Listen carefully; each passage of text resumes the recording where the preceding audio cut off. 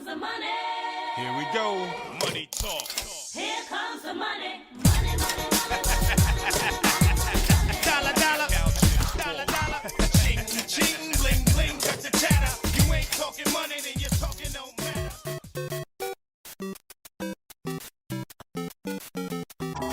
Bonus track, bonus track.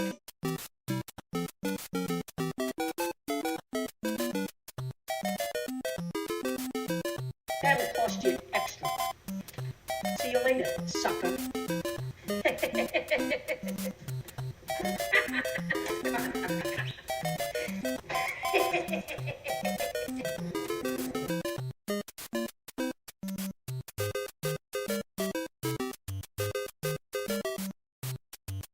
You know, the guy in the booth who's talking to you on a tiny little earphone, he's afraid the guys at network are going to tell him it's through if he lets the guy keep talking like I'm talking to you. Because the corporation's got the networks and they get to say who gets to talk about the country and who's crazy today. I would cut to a commercial if you still want this job.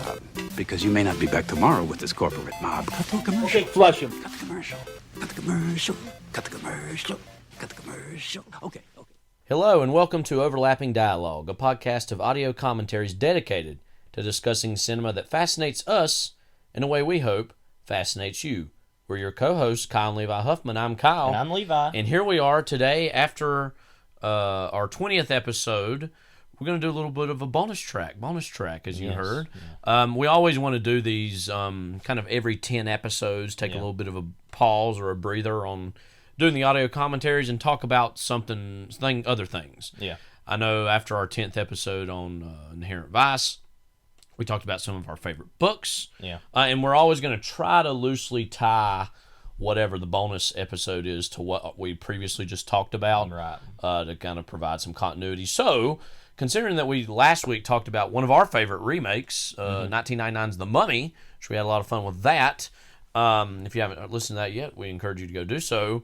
We thought, well, we want to talk about the nature of remakes themselves. Of course, The Mummy, I guess officially on paper, was a remake of Universal's 30s Mummy movie. Yeah. I'd say it pretty much is, too. But in a lot of ways, it was doing other things, it was different, right? And it was different, and we're talking about 60 years of removed. It wasn't like the Psycho Gus Van Sant shot for shot remake, no. But, which there aren't that many of, actually, surprisingly, but... Yeah. But a lot of movies basically do that anyway, we'll talk about. But anyway, a lot of these horror movies. We wanted to talk about just the nature of remakes themselves. When we think maybe remakes are appropriate, when perhaps they're not appropriate, and then just in general, remakes that we like and remakes we don't, and some that are kind of in the middle. And then a little bit later on, and we have no idea what kind of each other are going to be pitching here, we're going to pitch one another two possible remake ideas where we're going to try to take maybe a past film or what have you, piece of film history, or some movie that worked or maybe didn't work, and we're going to try to pitch the other on what's a modern quote hashtag gritty reboot. Not exactly, but just what's a way we can modernize a movie in a contemporary context. Right. But first, we wanted to talk about, I got kind of written here on the outline, remakes. What are they good for? Very recently, I should have had this pulled week, up. Wasn't it? Well, I believe the news week? Story came out this week. Oh, okay. But I believe that this was actually had happened some years ago. Oh, okay. That Steven Spielberg, apparently, who's, of course, it's weird. You look back at him pictures of the 70s and even the early 80s, that he was kind of the new wonderkin of the film world, and now he's already the kind of one of the old men of Hollywood, so to speak. Yeah. That he recently, I think it was brought forth that Universal approached him for doing a remake to Jaws. Yeah. Which is, of course, his groundbreaking 1975 film, one of our very favorites. And it's still kind of really his biggest movie, I guess. Yeah. Arguably. I believe this originally had came from a Deadline story, which was talking about how, even Steven Spielberg, who is undoubtedly one of the most powerful figures in the history of film,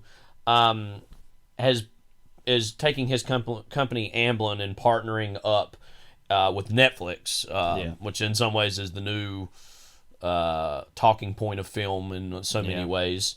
and that Amblin's still gonna release some films theatrically, but they're also gonna partner up with them to release some stuff through the platform. So new stuff, you're saying? Yeah, stuff going forward. Some things are going to be made more for Netflix, Okay. and then other things are still going to get. Well, and obviously they'll be theatrical streamed. release. A lot of his Amblin movies will be streamed on there too. I'm guessing as part of the deal, or like Yeah, I believe so. Like that, they'll have more random stuff. Yeah. But it was kind of buried in this Deadline article. It said one area the director will not revisit is Jaws. Deadline heard recently that Universal breached the subject to reboot Steven Spielberg's breakout classic, with Spielberg producing, and the answer was a firm no. They also added, some at Universal and Amblin said that this was already known and not a recent conversation. So even Steven Spielberg has to put up with Universal approaching him to say, hey, why don't we remake Jaws? You know? Yeah. Well, and we've talked about this before about, there's multiple places I could go with this. Number one, it's important, I think, that there's never been a sequel to E.T. We've talked about before that his version of a sequel to E.T. is the Universal ride at Universal Studios Florida, Orlando. Well, in some ways, E.T. is a pseudo-sequel to Close Encounters. Not in a very direct way, but a thematic sense. Yeah. A thematic continuation. Yeah. That's what we need more. Less remakes and more thematic sequels. Yeah. Thematic Well, it's like there's that Last Flag Flying sequel to The Last Detail, sort of. Yeah, Richard Linklater made a few years ago. I have no clue how that is supposedly a sequel, but yeah, we need more stuff like that where it's like, let's do that instead. Or we can kind of talk about that maybe as well, about possible sequels in a way later. But I've got one to talk about. Okay, yeah. All right, but that won't be one of my picks, Sure. or anything. But as far as pitches, but also, so he's done that before, kind of like, no, I'll do that in that way, but we're not going to make a sequel. And I think he had been asked to do one at some point, and he said no. Is that the case? Yeah. Okay. Yeah. Well, E.T. was. Yeah, highest grossing film of all time for a period. And of course there have been, he made a sequel to Jurassic Park, and there's been so many of those. But obviously there's more potential. Of course, there were arguably. Jaws sequels. It should but be said, but he didn't have anything to do with it. Those, and I think one of the biggest things was, he actually has a quote here in terms of why he doesn't. Why he was approached to do Jaws sequels and why he didn't do it, which I'd like to read here. I would have done the sequel if I hadn't had such a horrible time at sea on the first film. And just a brief break. Anybody who knows the history of Jaws knows it was an incredibly tumultuous shoot, and that it was very tough. I would have absolutely jumped at the chance to own the sequel, because I knew that when I was walking away from the sequel, I was walking away from a huge piece of my life that I'd helped to create, but it wasn't a hard decision to walk away from it. I just could not imagine going back to the ocean and sitting in a boat for 9 months. I just couldn't imagine it. So I was happy and relieved not to have made the movie, and also I wouldn't be happy with the sequel, and I realized I'd let a franchise go that I made a good contribution to. Thankfully, the career Steven Spielberg endured. Yeah. So that the other thing I was going to say too is that, even though Steven Spielberg in the last few years has made Ready Player One, which is basically the biggest remake of all time. I've got a thing to say about that a little later in terms of some of this stuff. And it's obviously not a remake of anything; it's an adaptation, but it's trafficking and all this iconography that's garbage, But that even he, at this point, and I don't say this is in Steven Spielberg is evil, but even he, who's been having some missteps, these historical dramas he's made the last few years, I quite like. Anyway, that he's not. No, I'm not doing that. So he's even still a vanguard for cinema in a way that, these other things aren't. It's also important to note, though, that it's interesting to me that he had really put his foot down about not allowing Netflix movies to win Oscars, or not wanting that to happen. Some people were over the last week pointing out that hypocrisy of sorts that he's bowing into realizing what the future of cinema is undoubtedly tied to streaming services and Netflix. Even though he doesn't really have to do that, but whatever. He himself doesn't, but I guess he's already looking at what the future is. No, I understand. I understand that, but him literally, he doesn't need to do anything at all. He can still put as much money as he wants behind anything. But yeah, so Yeah, it is funny that happened here recently. And but just about Jaws, what would a Jaws remake be in 2021, 2022? I mean, it's basically just the Meg. I mean, they keep that's the great thing about Jaws, the original Jaws, is that it in itself is not a remake of anything. It's an adaptation of a book, but that it's so much part of that whole monster movie thing. It's like the Blob, or it's like, you know, and those beasts of 20,000 fathom, whatever. Those types of movies where, a monster comes from the sea and wreaks havoc and people have to stop them. But what's great about that is, first of all, it makes it smaller than those are. It's not like some really big monster. And it's more about the people that get together to do it. And it's just really well made.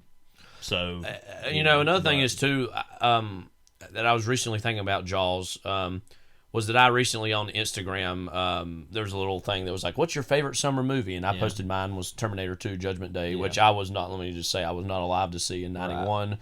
But we, separately, but when was that? In 20... It was 2017. 2017, they re-released my birthday, actually, was when I went in to 3D, see it. and that was... extraordinary experience to see that on the big screen finally. But I said, my favorite summer movie is Terminator 2. What's everybody else's? I got like a handful of responses. Universally, the answer was Jaws. Yeah. And all these were not people over 30 either. Everybody who answered this was under 30. And so I think that speaks to the fact that that movie is still relevant for younger audiences, and that it doesn't need to be remade because it is what it is. Yeah. And it's just so perfect in being what it is that I was encouraged by that. See, wow, this movie still speaks to everybody, and that there's no need. And in that way, it was informing me there's no need to remake this movie because modern audiences still jump to it and see this as a classic. And Shark Week exists. And the only reason Shark Week exists is because Jaws was made. I mean, because it was so popular. And like, we've got Mike Tyson going out there fighting sharks for some reason. So I mean, it's so culturally omnipresent. There's no reason to remake. It's just like it would literally only be for money, which is part of the reason why a lot of remakes are made anyway. But which I'm sure we'll talk a lot about. But yeah, there's just no reason to do that. So. And I don't have the quotes immediately available to me, but I know Bob Gale, who co-created the Back to the Future series with Robert Zemeckis, has said that he's been approached multiple times to remake that series. Yeah. And that every time he says no, and then I think he basically has put his foot down and said, as long as I'm alive, these movies will not be remade. So I guess now Universal's just like checking on Bob Gale every day, seeing if he's still around, and like, okay, well, he's gone now. Is Zemeckis enough of a hack that he would want? I don't think he has any interest whatsoever. I'm sure he wouldn't either. I don't mean to disparage Robert Zemeckis. I do that enough in my regular life. But So those are specifically Universal properties. I don't know why this podcast is oriented around the Universal Studios. Well, it's because they make so many good movies. I guess that's true, but I know people think that we're probably... No, we're not being paid off or anything. We're not. Because I was listening, every week I try to listen back a little bit to our podcasts, and I listen just to hear my voice, because I like to hear my voice sometimes. Not really, but I'm not that egotistical, but I just like to hear it and see how it sounds. And I was listening to the part we were talking about the Universal Studios stuff and how it was better than Disney. It's like we're an anti-Disney, pro-Universal podcast or something. And I was thinking, because we were like, Universal Studios better than, and which is true, by the way. We're not making this stuff up. We're not lying. We're not kidding around here. No, as Joe Biden was saying, I'm not kidding around. But I was laughing and thinking, there's probably people that listen to this podcast that think we're being paid by Universal or something like. They don't even know we exist. So, go back to our very first episode, ever so briefly, Jurassic Park. Obviously, this is a franchise that is still having movies made, and they're making a big deal about how that the newest one, Fallen Kingdom. They've already made Fallen Kingdom. I think I don't know what it is going to return all the original cast members in terms of the main three, that Laura Dern, Sam Neill, I think Jeff Goldblum was even in Fallen Kingdom, the second one of this series. But Jurassic Park is an interesting, and this is true of the Star Wars franchise at this point, and many of these ultra-popular franchises, even Michael Keaton returning to be Batman once again, and of all movies, The Flash. The Jurassic World Dominion. Yeah. But that now all these franchises, it used to be you would reboot them or remake them of sorts. Now that they're including, and I know this was a term that Matt Singer coined a few years ago, the legacy sequel. Yeah. Where it's like you're making sequels that are technically look like reboots on the surface, but also are including the continuities and casts of these past iterations, so much so that you don't remake a franchise anymore. You just kind of maybe create new characters and do like new updated situations, but you include the continuities of these past franchises. Yeah. What do you think of that phenomenon? I mean, it's BS. I don't really have a whole lot to say. I mean, it's interesting in concept, I guess, like, well, this happens in these small ways all the time. It's like they made that Shaft remake. Right. And That's they another brought version of in, is it Richard Roundtree? Yeah, Richard Roundtree. They brought him back in. And then, what's the weird new is Shaft, that was even a remake of the Shaft remake. Yeah. It was like, okay, so that Shaft remake had Samuel L. Jackson in it originally, and like then this one is like yeah. has him again, but then there's a younger Shaft. So it's like Granddaddy. Shaft, the Next so it's like Generations. Granddaddy Shaft is Richard Roundtree, I guess, but he was in that too, right? Because he's still alive. Yeah. So like they keep doing that. So this happens in these small ways all the time. It's actually and so yeah, whatever. But yeah, I mean, first, the only thing I have to say about this really in regards to Jurassic Park, I want to read you the first sentence of the Jurassic Park franchise Wikipedia page. I just want you to really think about this, what it is. Okay. Jurassic Park also referred to as Jurassic World, which is hilarious. It can't just be a park; it's got to be a world. Because it's Disney World, I guess. It is an American science fiction media franchise centered on a disastrous attempt to create a theme park of cloned dinosaurs. Yeah, okay. It should be said all this comes out of Westworld originally, the Michael Crichton. That was like film. his first draft of basically this whole idea, yeah. Which is frankly more interesting, I think, in theory, because, well, there's different ways you could look at this. I think Westworld is inherently more interesting in the sense of this is an adult theme park. You're talking about the overall concept? Yes, of no, Westworld? not the movie or the show. Are both not good. But that the concept in general of there's these like kind of adult theme parks where you get to murder people and have sex with robots and travel around, do all this stuff. I mean, I think that, not to be real, it's a satire, it's about society, but like that is a pretty interesting kind of satire on the violent escapism of a lot of entertainment, and something that would later honestly be more indicative of video games, obviously, than theme parks. But also, what's interesting about Jurassic Park is that it's trying to attempt to take that and say, let's entertain children, well, and also adults, but let's entertain children with these, totally irrational beasts, freaks of nature. They're from that are literally not of this world. Yeah. Like, literally. So that, I think, is even more dangerous in this bigger way of, like, this is something you literally cannot control. Like, you cannot control nature that you have perverted. Leads us to, I think, this larger conversation that, in some ways, Michael Crichton was implicitly remaking Westworld with the book Jurassic Park. In some ways, he was taking an earlier version of something he had did and saying, well, what if I do of the same type of story but change the nature of the park? Hitchcock would do, but more Hitchcock, inventive, and again, we're going to talk about good, bad, indifferent remakes. Hitchcock not only remade some other movies, he remade his own movies. Yeah. That, like you said, is similar to Crichton doing another version of his own story. And going back, let's just very, very briefly, I want to turn our attention to Star Wars. Okay. We're not going to spend too much time on this. In many ways, and people said this at the time, The Force Awakens was effectively a remake of A New Hope, or the original Star Wars. But it's like poetry, it rhymes, as they say. And so it was basically literally a remake, but at the same time it bought into this new modern Lego-sequel idea that but you include the past versions.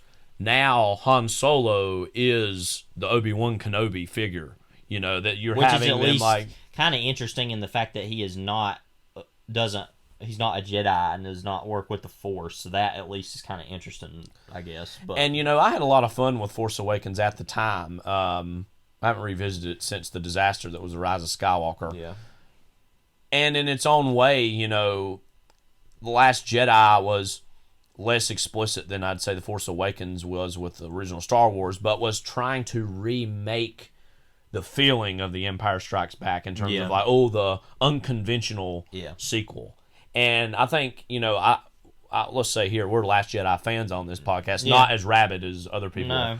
But, I think it got a little bit too much credit for its being, quote, unconventional, when in reality it was like, it's almost in vogue or the duh thing to do to make your sequel the darker, grittier version. The Dark Knight was a version of this as well. Well, it's like with the I said, Batman movies. More or less what we're saying. Empire Strikes Back did But that already. Empire so, Strikes Back was the first. It's like anything big that does version of that again. It's because like, okay. to go back to go forward a little bit to what we're going to be talking about, the old model of sequels with, like, say, the Planet of the Apes movies or movies like that was, well, you just kind of do a cheaper version of what you did in the past. And, literally, when we talk about Beneath the Planet of the Apes, literally the guy is a Charlton Heston clone, essentially. It's just like, and you maybe do the same thing again, but you do it on a cheaper budget. And it was not really until The Empire Strikes Back where the sequel kind of took on this larger well, you could say maybe The Godfather 2. That was maybe the first version of some of this. But even that's also a prequel. Yeah. So where are we right now in the timeline of our own lives? Is the question. Where are we now? So the whole nature of remakes has changed, I think, and like I said, I think with these franchises, it's less about remaking them exactly than to repurpose them, retool them, and to pat fans on the head and say, we know that you have this history with these franchises or things, and so we're going to honor that, quote, made for the fans idea. An interesting version of this in a modern context was the Ghostbusters remake, which was that in 2016, I believe, and the disaster fire that was everything else that year. In 2016, they remade Ghostbusters. Now, let's just put it out there. We're no fans of Ghostbusters in general. It's 2016. The original film. No. Let me say really quickly, there's a random amount of things I'm going to be like, we're going out here on a limb, destroying people's lives today. But here's where we're going to start. Ghostbusters, I think, randomly more than any, and like Star Wars is the only is more probably overall, because it's still so culturally more omnipresent. But Ghostbusters is randomly one of the most whiny, angry, pissy, rage-filled group of degenerates I've ever come across in fandom. And if you're pissed off, then leave. Frankly, I'm not interested in you listening to this podcast. That movie is pretty stupid, and I don't like it. So. I kind of ran out of steam there, but I don't know what it is about those people that are so hateful, and part of it is because they made women Ghostbusters, and obviously it's a sexist thing with them. And also that movie just wasn't good, by the way. Yeah, that's the problem with talking about that movie. First and foremost, it was not all that good, but it but a lot of criticism within the quote Ghostbusters fan community. Shameful such a thing exists. Right. Was went to these very disgusting sexist places. Yeah. But I mentioned all that to say, well, they were trying to remake it for a quote modern audience, but then they're going to do the new one, which is like, oh no, this is the real sequel to the Ghostbusters franchise, and then it's actually going to include, I think, Bill Murray. Well, I think he cameoed in the new one, whatever.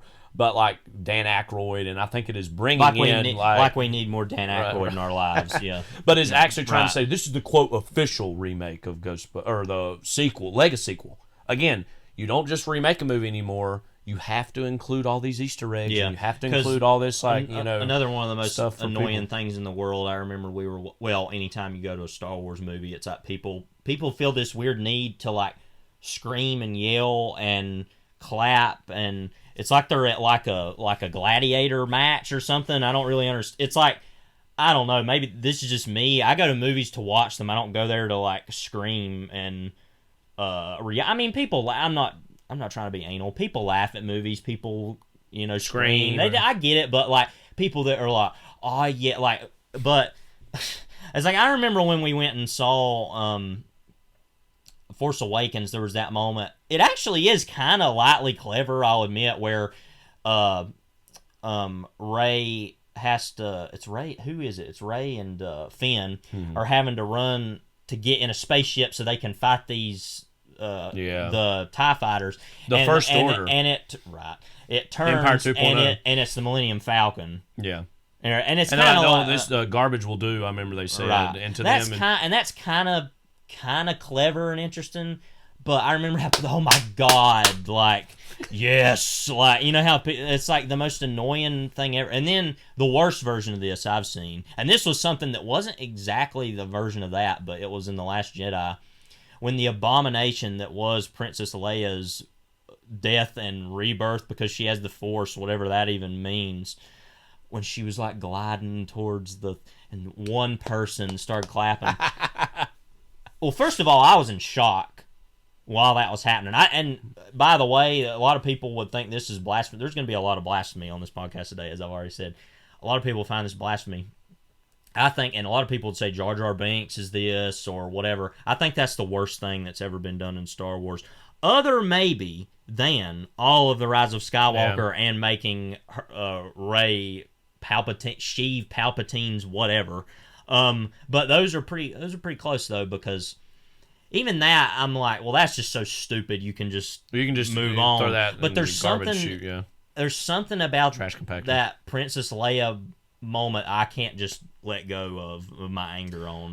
But I was in shock when I first saw it. I was like, I cannot believe that this is happening. Yeah. And then the anger set in as the movie went on. And that movie, by the way, was very. I can't believe we're talking this much about Star Wars, because I don't want to do this anymore. Talking about Star Wars, but that. As the movie went on, I didn't really like the first act of that movie, and I was like, I don't know what this movie is. This is just a joke. And then I was like, okay, and then it figured itself out. And I feel a little better about the first act now than I did, but I still don't really like it. But I just think that is just awful. So all of this is to just say that a lot of these movies are being made for that. Fan Easter, like pat him on the head, right? And I think that fan fulfillment. And you know, it's weird because there's probably other versions of that have happened before this, but I feel like that really in earnest started with The Force Awakens, and it's been the last few years that has really continued to happen more and more. Now, like I said, any remake does that stuff, like the Planet of the Apes remake has to have you dirty human and stuff like that. You know, that stupid crap where they have to, you remember this thing? Yeah, I'm alive. I remember things. I have a brain. You don't have to tell me. But I feel like that really has been a big problem the last few years. And I only brought up, and I apologize for bringing up Star Wars, I mean, but I only brought it up to say that in many ways these new franchise, these modern updated versions of franchises are not explicitly remakes, but are trying to give people the same, quote, feelings or engagement that they felt like they had in the initial. And so, again, Force Awakens is a sort of remake of the original Star Wars, but now you can't just totally wipe the slate clean. You have to do. I know, like, what's going on now. Now, I haven't followed the news because I'm 28 years old. But the new Spider-Man movies with Tom Holland, that they're gonna like. It's like gonna involve the multiverse and is gonna bring back like Alfred Molina as like Doc Ock, and is gonna bring back people from the various iterations of now the fact that Spider-Man's been remade 2 times. The original Tobey Maguire version, then it was remade with the Andrew Garfield version, and now the Tom Holland version. And I do love all the generational wars that happened of like what age you were when those movies came out, and it's like for me, I can at least speak for me. I'm sure for you too. Tobey Maguire will always be kind of Spider-Man in our heads. Not to say Andrew Garfield and Tom Holland haven't done their okay or decent jobs.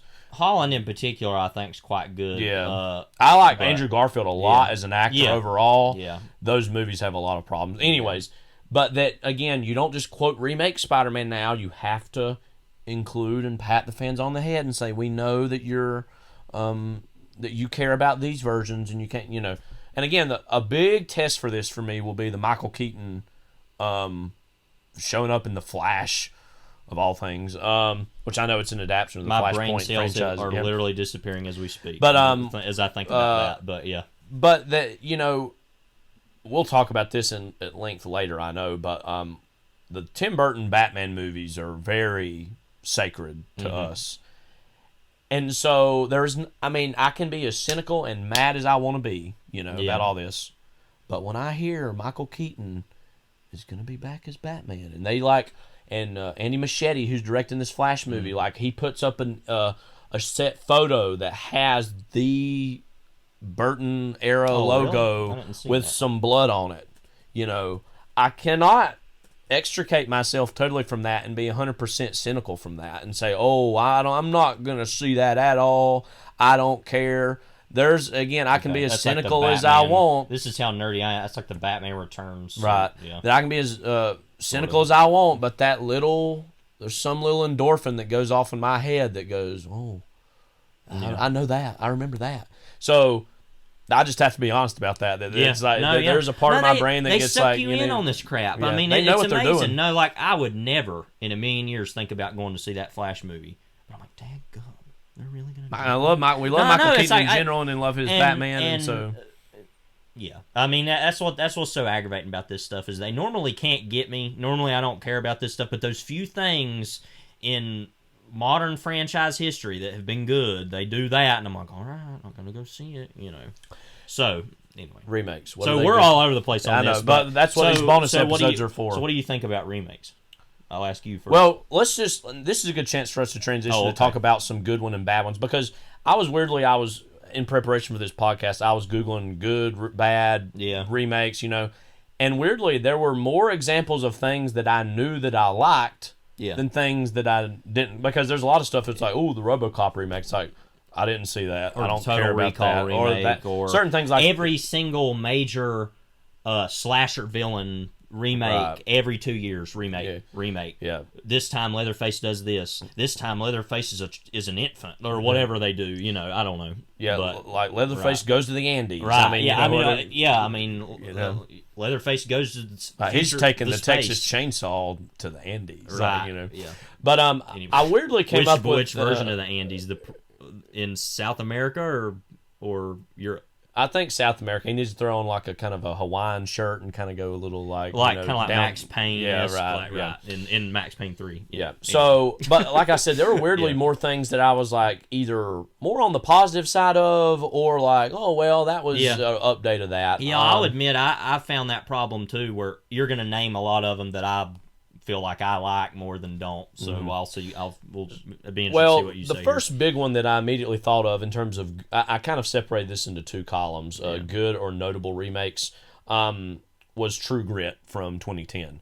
Now, I have actually not seen the original John Wayne version from the late 60s, but I know that, you know, the Coen brothers, they said that was more of a readaptation of the novel. Can I interject very quickly to just say, I wanted to talk about this, and we can talk, and I'm not saying that's wrong to put that on there, because I'm thinking of other things too, that a lot of these people say remake, what it really is a readaptation, but in the case of True Grit, and some of these other movies we'll talk about, that is trafficking, though, heavily in the imagery of that original film. Even though, in True Grit's case, he dies, Rooster Cogburn dies at the end of the movie, which was like the book, which was not the case in the original True Grit, because they had the Rooster and Cogburn Rides Again, whatever that movie was, you know, the True Grit sequel. But anyway, go on. But that, you know, I really like what the Coen brothers brought to that. The cast was really great. Haley Steinfeld was a great young star. It's hard to believe that movie's over 10 years old now. Yeah, too. that's weird. We took our Uncle Arnold to see that. That was, I think, the last movie he would have seen in theaters. It would have been decades almost before he was a big John Wayne fan, and that was kind of a big deal for him. Yeah, it was Rooster Cogburn was the sequel, which had Katharine Hepburn. I didn't even know. So anyway, I didn't know that. But yeah. So True Grit, that's a good one. Yeah.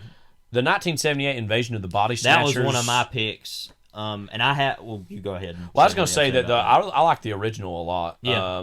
I do too. But what I really like about the second one is it's like it's almost, you know, a better movie than that 50s one could ever be, in a sense. That, you know, you got Philip Kaufman behind it, and so it's got this kind of, it is a genre movie, and it's kind of, you know, it is a sci-fi horror movie, but it has a lot of deeply resonant things to say about that moment of the 70s, and like kind of, it recontextualizes a lot of stuff that, and updates it for that modern context, in the sense of being about health and wellness that the 70s was obsessed with, and so it like the paranoid age of the 70s, right. So then I just think that's about as good as horror sci-fi remakes can get because there's so many of them, and that's probably the best I can think of, other than The Thing, which is another one to bring up. Yeah, we'll talk about that in a few minutes, but I'm sure. But yeah, the Invasion of the Body. Now, I used to be a massive fan of the Don Siegel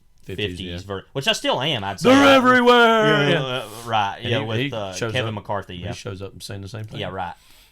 Did you also know that Sam Peckinpah is in that movie? Yeah, as like that, like he's like a mailman or some like worker or something. Yeah, I remember it's like, that. Yeah, it's I don't weird. remember what he looks but like. Anyway, he was a little bit younger. He always kind of looked old anyway. Sam Peckinpah. When you're drunk as much as he did. Well, and do whatever else he does. I don't know, peeing on screens and whatever else. Looked up that story. We'll probably talk about it at some point. But and Peckinpah in general, we don't have time for that right now. But yeah, but that like the Don Siegel version originally is a communist, like, you know, communist era. Red Communists Scare, are infiltrating and blah blah blah. But I was totally blown away by the remake though, because the '78 version, because there's been other remakes. Abel Ferrara made a remake of that movie in the '90s. Then there's that one in the 2000s had Daniel Craig and Nicole Kidman, I think. Yeah, but the and this is just a good chance to mention really quickly that there are just some stories that are so kind of timeless and so basic. Yeah. That you can see them being remade every so many years. You know what I mean? Yeah. And that's one of them. Yeah. And but anyway, one major problem with that original 50s Invasion of the Body Snatchers that I've never been able to get over in my mind. And I'm not somebody who normally complains about stuff like this. I'm not one of those people who sits at the middle school lunch table and says, well, that wood could have floated. Jack could have gone on there in Titanic. What were you talking about at the middle school lunch table? I was probably talking about wrestling or something. I was literally going to say I was probably talking about WWE SmackDown versus Raw 2007. Right, you know? Yeah. Those were the days. But there's a part at the end of that movie where, you know, it's kind of been weird about how do they change over, how do they become that, and there's that moment where Kevin McCarthy and the I'm going to look who the female lead of that movie was, are running away, and she falls down for like 2 seconds and falls asleep, because obviously once you fall asleep, that's when these things are, and she immediately wakes up and is one of the body snatchers. Dana Winter, is that her name? Yes, Dana Winter. But so she's immediately like, oh, I have changed over, and it's like, how did she change in 2 seconds? There's no way the pod could have gotten to her. But specifically in Invasion of the Body Snatchers, the remake, not that the movie's already not great, but it spends a lot of time trying to make sense of how does this actually happen, and it's a lot more plant-based, and like it makes more sense of, it shows in the movie how the plant, he's like holding her, and the plant literally takes over body as he's holding her and whatever. And the body disappears, and then it comes up with a new body or whatever. So that doesn't really matter that much, but that's just one specific thing that has always stuck with me, of like, they finally made sense of whatever that is. But also, that movie has Donald Sutherland. It has Leonard Nimoy, Jeff Goldblum. It's made by Philip, and I like Don Siegel, but it's made by Philip Kaufman, who's done all kinds of stuff like The Right Stuff. Stuff's an amazing movie. He kind of, sort of helped write Raiders of the Lost Ark. He's just got a big pedigree. Yeah, he's done all kinds of stuff. So. Well, he's a writer first and foremost, and then directed too. And I'm not trying to take away from Don Siegel, but that was a whole other era of Hollywood where you didn't have a lot of writer directors, unless you're talking about Preston Sturges or Billy Wilder. I mean, you know. And I want to look about some other things he did. He did that version of Rising Sun, the adaptation of that Crichton book. Keep going back to Crichton here. Crichton's the key to he directed that movie version of The Wanderers, the Richard Price novel. That was like one of his first books. Josie Wales he wrote that. Yeah, that's another. I haven't seen that movie. I've always wanted to, but I forgot that Eastwood directed that. But yeah, he's done a lot of random stuff. Very good. But anyway, actually directed that Hemingway and Gellhorn. Yeah, I'd forgotten that. That was on HBO. But yeah, so he just got a huge pedigree. Yeah. So, him. But yeah, like I said, what works about that movie? It's a very weird looking movie. It's like both kind of sterile and grimy at the same time. It's very like weird late 70s San Francisco like look about it. And again, that Invasion of the Body Snatchers, while not necessarily quite as good as, say, The Day the Earth Stood Still in terms of that like 50s, which I need to see that again. I've been wanting to see It's that. been a long time since I saw that. But like that movie's like, also been remade. But yeah. you know, that's a good example of a really good 50s B movie that kind of gets recontextualized into this whole new way in another era, and is not only as good as that, is better than that. Yeah, and again, that 50s one's good, but I think the 70s one's even better. So, yeah. So what's another one? another one that I had here was Rob Zombie's Halloween. Since we're in the genre direction now, this is a very strange movie. Rob Zombie's a very strange man. This was going to be one of my picks to talk about, so I'm glad you already got. Well, you go ahead and lead the way on what this. I want to say, this was one that was in the middle for me, because first of all, his version of Halloween 2, I think, is actually good. His sequel to that. Let's just go ahead and get out of the way. Yeah. The first Halloween, a classic. Yeah, everybody loves it. There's a reason it's as beloved as it is. I mean, John Carpenter, one of our greats. Yeah, and we'll be talking more about him in a few minutes. Again, I'm sure. But that original, that first remake. Right. It's weird because Halloween 2, the Rob Zombie version, is not a remake. It's like a continuation of his. Right. And that's what I think's better about it, is because it's him doing his own thing even more so. It's like, okay, I'm going to do this. Yeah, I do think the second one's a little better than the first. But the first one's not that bad. It's fine, but half of it I love in a way, because the first half is like really, and it's something that a lot of people don't have the balls to do. Like Rob Zombie has balls. Yeah. I know this is also like a Rob Zombie podcast. We're not getting paid off by him or anything, by the way. We genuinely love him. But I would take his money over Universal's. Oh yeah, I mean he's going to be making a Monsters movie, so he's going to have a lot of money to burn. Probably not. I wouldn't be surprised, by the way, if that totally tanks and makes no money. I just want to get that out there, because who cares about the Munsters at all? But and if you do care about the Munsters, I'm not even saying it's bad. I'm just like, that is not something that people talk or care about anymore. But even the Addams Family, I feel like something people don't really care about. Well, those 90s movies are... Well, no, that's true, but even like now, to make remakes themselves, to make one now, of the show. Well, that's another thing to talk about, is something like The Untouchables or Mission Impossible or remake. If it's an adaptation of a TV show, that's kind of a different thing. Yeah. But anyway. But about that first Halloween movie, it's like the first half is something he had the balls to do, which is like, I am really going to interrogate this idea of Michael Myers as a child, which is something a lot of people hate. I find fascinating, because it's something that, well, obviously, frankly, something that horror fans are going to be pissed off about. I'm probably going to like, because it's like, oh, it's doing something different. It's doing something interesting, different and interesting. Those are things I like, not the same old crap over and over. But that it's like, well, also that stuff has William Forsythe as that deadbeat stepdad. That's hilarious. But and it really tries to interrogate that in the first half, and then the second half of the movie is just a very rote remake of Halloween.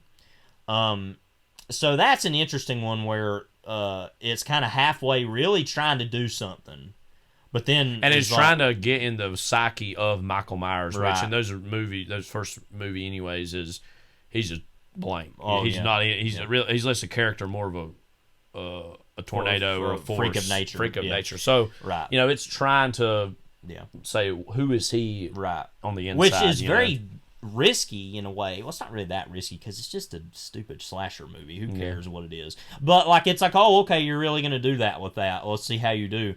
And I really wish the movie would have done more of that, because the first half's good. Well, again, and the second it's half not like really it's maybe only marginally better, but the second one, like you said, it kind of has free reign to kind of do some other things as well. And it more interrogates the. I don't remember if her name was Laurie Strode in the movie, but the Laurie Strode character-esque character. Did you have anything else you were going to say about that? No, just like we like Rob Zombie in general, and so he was his versions are a fearless version, I think, of trying to do a horror remake, and there have been other versions of horror remakes in the past that are not quite as successful, and I just think that's, again, it's not perfect, and it's got lots of problems, but even so, it's trying to do something a little different, and I respect that about it. And it's important to note that although it is different, that House of a Thousand Corpses is essentially a Texas Chainsaw Massacre remake, really. I mean, that's what that basically is. But what's great about that is that it is taking his own, it's very much his own thing, his style, his humor, his sense of horror, but I want to name some real quickly that are of movies that I have not seen, but I've seen the remake and I think are great in their own way, or subversion of great. The Departed. We love Scorsese, as we know that. Infernal Affairs. It's like a series. Several movies. And there are some people who hold out that, and people who don't like The Departed all that much, and who think Infernal Affairs is really Those great. are from Hong Kong. I was And trying I to remember. and I have no doubt they're really good. Yeah, and I do want to see them. But I really love that. We talked about this a little bit in the past, but The Departed, in the context of Scorsese's career, was him almost doing a postmodern take on his own style and his own series of gangster movies, and trying to make a modern update of them in a post 9/11 America. So I just really like that a lot. Ocean's 11. I've not seen the original version of that with the Rat Pack, but love Steven Soderbergh's version of that. Can I say something about that too, real quickly? Is that something that a lot of people have said, from Steven Soderbergh to James Rolfe, the angry video game nerd, two great cinematic minds. Right. That and by the way, that's no slight against James Rolfe, but because I'm a fan of his, but then for the most part. But I'm a most part of a fan of Steven Soderbergh too. Yeah, so I could be said of both of them. Yeah, but yeah, that why don't they remake bad movies more often? Because movies that have right. a kernel of a good idea but just didn't work for whatever reason. Now, of course, Soderbergh said that about the original Ocean's 11. James Rolfe was saying that about a movie called The Vulture. So there's a little bit of a difference. Yeah. But it's like, why don't we do that more often, where you take that and make that better? Because, I mean, first of all, I'm not really convinced by anything about the Rat Pack as a phenomenon. Very stale, I don't corny get kind it. of a conception, I think. I know, and people say, well, you weren't at that time. Like, I love a lot of old culture, believe me, that I was not around for. That's something I don't understand. I agree. But I don't really get... I mean, I like Frank Sinatra okay, his music fine enough, but I don't totally get that either. I like how Dean Martin laughs on his own talk shows and at other people. He is so drunk all the time. I'm surprised he was even let out of his house. He was so drunk all the time. But anyway, so in that case, so he said, that wasn't as good, that original Ocean's 11 Rat Pack version, and he remade that into something that can only be far better, and I don't think anybody would go against that. But I'm also interested that The Limey is basically a remake of Point Blank, which was one of his favorite movies. So I wonder why he decided to do something like that. Another thing to mention that's interesting about talking about The Limey is that Point Blank is an adaptation of those Walker novels, which have been remade. John Wick is its own billion version, and things that are implicitly or unofficial remakes of that, like John Wick, but those have been done to death, and that's yet another story that's so basic and bare bones that you can do all these versions of before. And I love The Limey, and it rivals Point Blank, frankly, and I'm a big fan of Point Blank, so I wonder why he decided he wanted to do that. I don't know if that was just an exercise. I've not listened to it yet, but I know that the Limey commentary is notorious for, I think Lim Dobbs, the guy who wrote that, and Soderbergh on that they at one point start disagreeing at length about decisions made in the movie, and I'd like to hear that just because that's fascinating to me. But anyway, and it should be said they've worked together since then. Right. So whatever. So Ocean's 11 is great, obviously. I mean, that cast. Yeah. I think that's the point, is that it's trying to do because the big novelty of Ocean's 11 and those Rat Pack movies is it's like a big team up of all these big popular people, and it's like this version is, of course, you take George Clooney, Brad Pitt, this new star Matt Damon, and all these other great character actors, and throw them in. And that's its own version of a Rat Pack that was unofficial, or Rat Pack. Right. See, now that would have been interesting if they did a Rat Pack version of Ocean's 11. Rat Pack, you mean? Yes. Goodbye. I can't. What are they doing? Trying to break into the school, get an old yearbook or something? Like, that's what they're doing. Did you tell Barry? Did you know that let Barry Manilow know you read his wardrobe? I can't speak right now. I don't know what's going on. But anyways, that's its own version of the Rat Pack, the Ocean's 11 remake. It's like all the people of that time period. So Ocean's 8 was a remake of sort. Yeah, again, that's what I'm saying. That's a legacy sequel. That's a legacy sequel of trying to remake the feeling or vibe of that, but trying to. We'll put all women in that instead, and then we'll. But then, was it? Sandra Bullock was George Clooney's brother or sister. I mean, and that he was dead. Or something. Because you remember at the end of that movie, she goes to the mausoleum, and I swear I was like, he's gonna walk up. And that movie was all right. Yeah, it was just fine. but I so respected that movie that it was like, no, he is dead. Right. It was like, oh, okay, because that was such a foregone conclusion that was going to happen. you know, such a foregone Clooney, you know. But anyway. Let's see. Speaking of Soderbergh, Solaris. I have not seen the Tarkovsky version. You have not seen the Tarkovsky version and have seen the remake. I have seen the Tarkovsky version and haven't seen the remake. So, and I do want to really see the Tarkovsky version. Good. I've only seen it once. I was really taken and in love with so that's another one I'd be interested to know what he thinks of Solaris too. Well, yeah, because and that's also an adaptation of a book too, right. so it's important to know. And that's a movie that specifically is like 90-some minutes. It's a very short movie, but has a very long average shot length, and it feels longer than it is. Solaris but it's very is like good, 3 hours, right. basically. So the original, right? Yeah. I've not seen the original Ben-Hur. I know that was a huge deal in the the 20s. Well, then they made a remake of that recently too. So. Jack Houston, our boy, he was unfortunately in. But I mean, I haven't seen it in a while. But of course, everybody talks about the chariot sequence in the 50s version. That's just a really pretty good movie in general. I beat the drum for here and there. But. Now, a few of these here I'll go through real quick. I have seen the original versions of, and I want to shout out A Fistful of Dollars is, of course, remake of Yojimbo. Loosely, I'd say. And this is another thing, that Yojimbo itself and a lot of Kurosawa stuff is kind of aping or taking from a lot of Western archetypal traditions. And so it's interesting to see that an Italian exploitation filmmaker like Sergio Leone would then see that and do his own version of with the Dollars movies, which we're both big fans of. Right. So that's obviously really good. Let's talk about The Thing right here, right now, Okay. because that 50s thing, I think this is an even larger gap between the 50s thing, which is good, and the 80s thing, because I think the one between Invasion of the Body Snatchers is smaller. I'd say this gap is a little wider than that even. You're a huge fan of The Thing. Yeah. How do you think it compares to that original, and what does it maybe do? Not maybe, but definitely do a lot better than maybe that original one. Well, and this is a complicated... So, first of all, that story was based on a novella called Who Goes There, which I have not read, from the 30s, the 1930s. And obviously the remake is closer to that, because in the original idea, it's that it is a shape-shifting alien that takes the personages and bodies of human beings. But in the thing from Another World, the 50s version, the Howard Hawks, did he direct that, or was that just produced? I think he just produced that. I think he, pretty sure.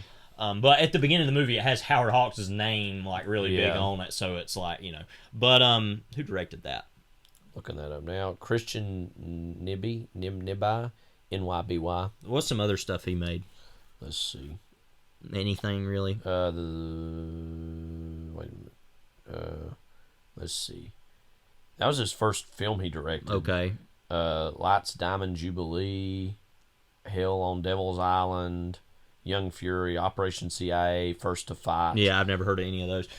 So it looks like he worked a lot with Hawks. Said he directed a lot of TV. Right. Twilight Zone, I Spy, Adam 12, Perry Mason, Rockford Files, $6 Million Man. So, Anyway, so... He said he actually started off as an editor for Howard Hawks. That's what I was going to say. Have Not, Big Sleep, Red River, and the Big Sky. Right, yeah, so now I've seen some of those. Yeah,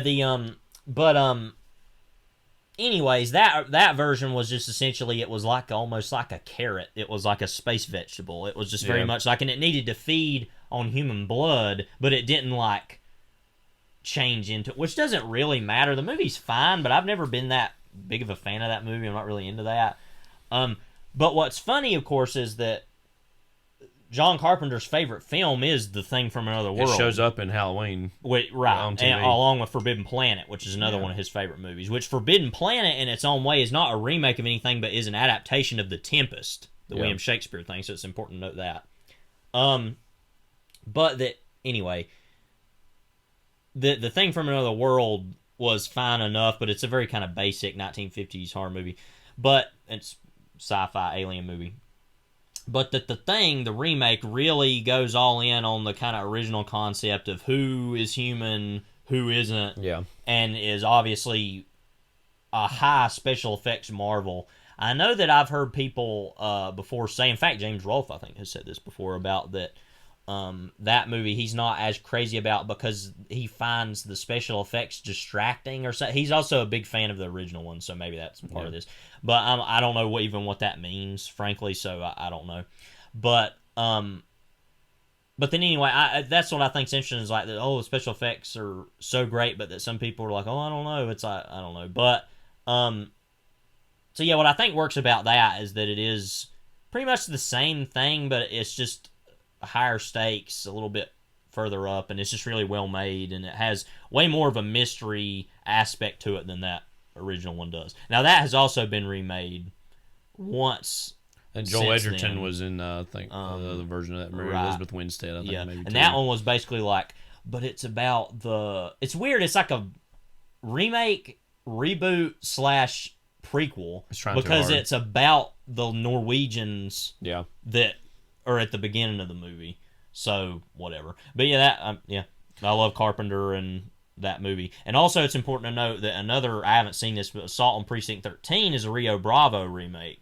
Right. Well, then that's even been remade too. Right. As So that's another thing I'm going to talk about here in a little bit about something specific that's really going to make everybody angry that I'm going to talk about. But last one that I'd put in the good or notable category, Cape Fear. Yeah. The original is quite good.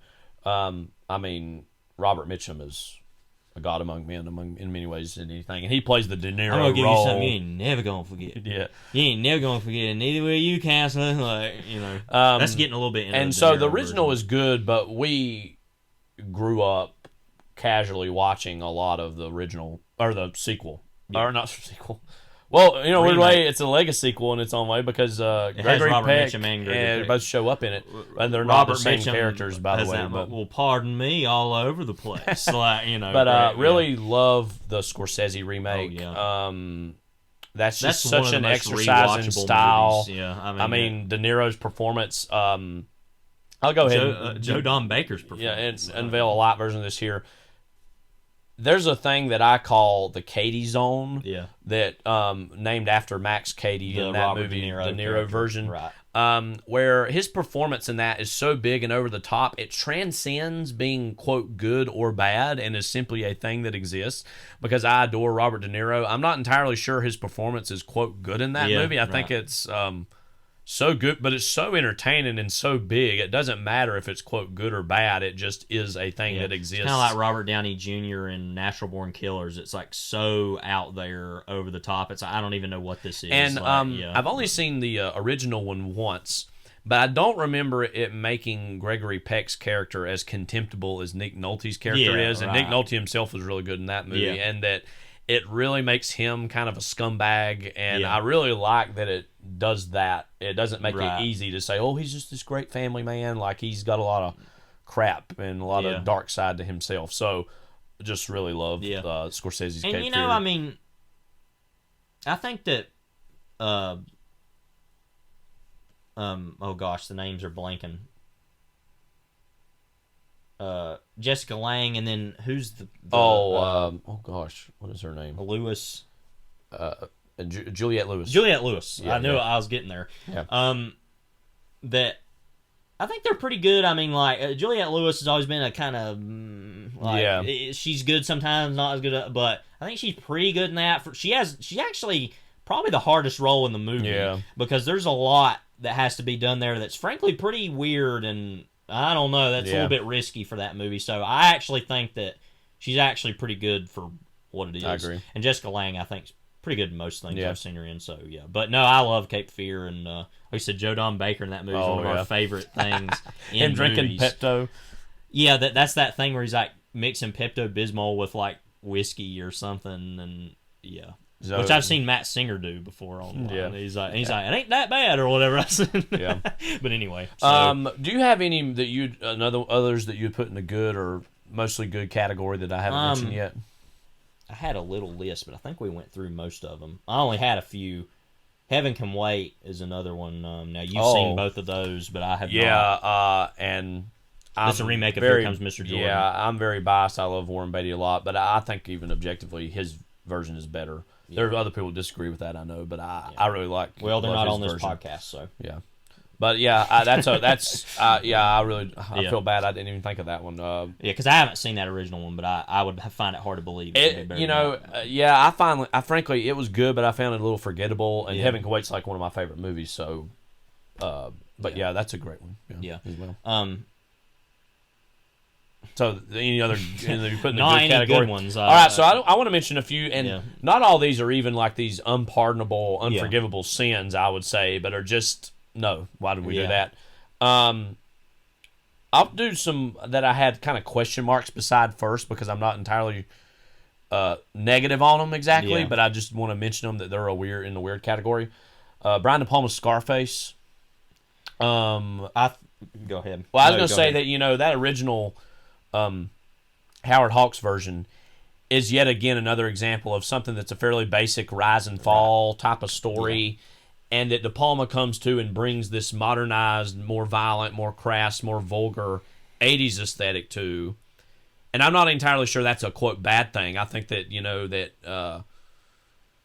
it is a reflection of what. It's taking the 30s version and what that was a reflection of, and doing the 80s version of it. And so I'm not even saying that's bad. We've talked at length before about how, to me, that's a consummate 2.5 out of 5-star movie where there's like certain things about it are quite good. Speaking of, I think he's straight up sometimes bad in the movie though. Pacino, I think is a brilliant actor. I love Pacino overall. But I think his performance is so over the top and cartoonish. He is such a caricature of his own self. It's frankly shocking and baffling and hilarious. And that way, he's really trying to. I think I don't want to go overboard on this. I think Pacino's really almost trying to stretch the form of acting in some ways in that movie, in ways that Nicolas Cage tries and often, not always, but often fails to do in some of his other things. So I'm not. I think it's interesting some of the things he's doing in that movie, but I also, in the end, don't quite buy it. But frankly, like that it exists and that it's just like a thing to look at. That's and what study. I was going to say about it. I think it's important that movie was made to do that version of that, because I think that is a movie worth remaking, and I think it's interesting that it took that both he and Oliver Stone. He can't get out of this either. That's important to know that they decided to come up with a version of that was reflective of the 80s. Only in '83, I think, and I think it's very much reflective of its era of the crime and drug decade that was, which is kind of in its own way a stereotype of that decade, but I mean mostly I guess true. But that I think it reflects that decade in a way that Scarface did as well. That doesn't make it a great movie, but I think it's important that it was made. So I'm not even totally negative on that. I'm not I either. did want to mention it. Again, I'm very in the middle on it. I'm not. Really, that's one of those movies I can't think that I'm more positive or negative on. I'm really right down. Do you have any other De Palma movies on there? No, I do not. But he is notorious for being known as a Hitchcock aper or remaker. He is such a rip-off artist of the highest order. I mean, specifically, I haven't seen this movie, but he made a movie called Obsession. Mm-hmm. What a hilarious title, of course. Which is just a straight-up remake of Vertigo. How do you remake Vertigo is what I want to know. It was basically, let me read what that movie's about. That had Cliff Robertson in it. Or is it Obsessed? What is the name of that? I'm no Brian De Palma scholar, so let's see. No, it was Obsession, I think. I'm going to get there. But he has a reputation, like we said, for being Obsession. So here's what it is. Okay. Well, guess who wrote that movie? Paul Schrader. Wow. Oh, okay. That makes sense. The story is about a New Orleans businessman who is haunted by guilt following the death of his wife and daughter during a kidnapping rescue attempt gone wrong. Years after the tragedy, he meets and falls in love with a young woman who is an exact look-alike of his long-dead wife. Who's in it? Like I said, Cliff Robertson, who was... Uncle Ben. Yeah, and he was in Underworld USA. Yeah. John Lithgow's also. Oh, also in that Robert Redford. 3 Days of the Condor. 3 Days of Condor. Yeah, but so it says both De Palma and Schrader have pointed out for Hitchcock's Vertigo as the major inspiration for Obsession's narrative and thematic concerns. Laughable inspiration. But anyway, so he's done that. He's Sisters was a lot like Psycho. he just continues, and to do not that even over and over. necessarily always in just the story or the plot. Right. The style is kind of a heightened, even further version of what Hitchcock did. And I say this as a weirdly a more moderate fan of Brian De Palma over the last so many movies I've seen. I'm not as negative on him as I used to be, but I really like his crime movies more than anything. Like Carlito's Way. Yeah. I love that one. But and Snake Eyes. Snake Eyes. You got snake eyes. Yeah. Who gives a S if you're sorry? Yeah. Well, I didn't have to know. I mean, it I gotta say, it really did live up to the hype of Nicolas Cage in the Brian De Palma movie. Very much was what it was. The Untouchables is also important to note because that is a adaptation of the TV show, kind of remake of that. We keep saying we're going to talk about that movie one of these days. We will. Bad movie. Yeah. Don't care if you disagree. Moving on.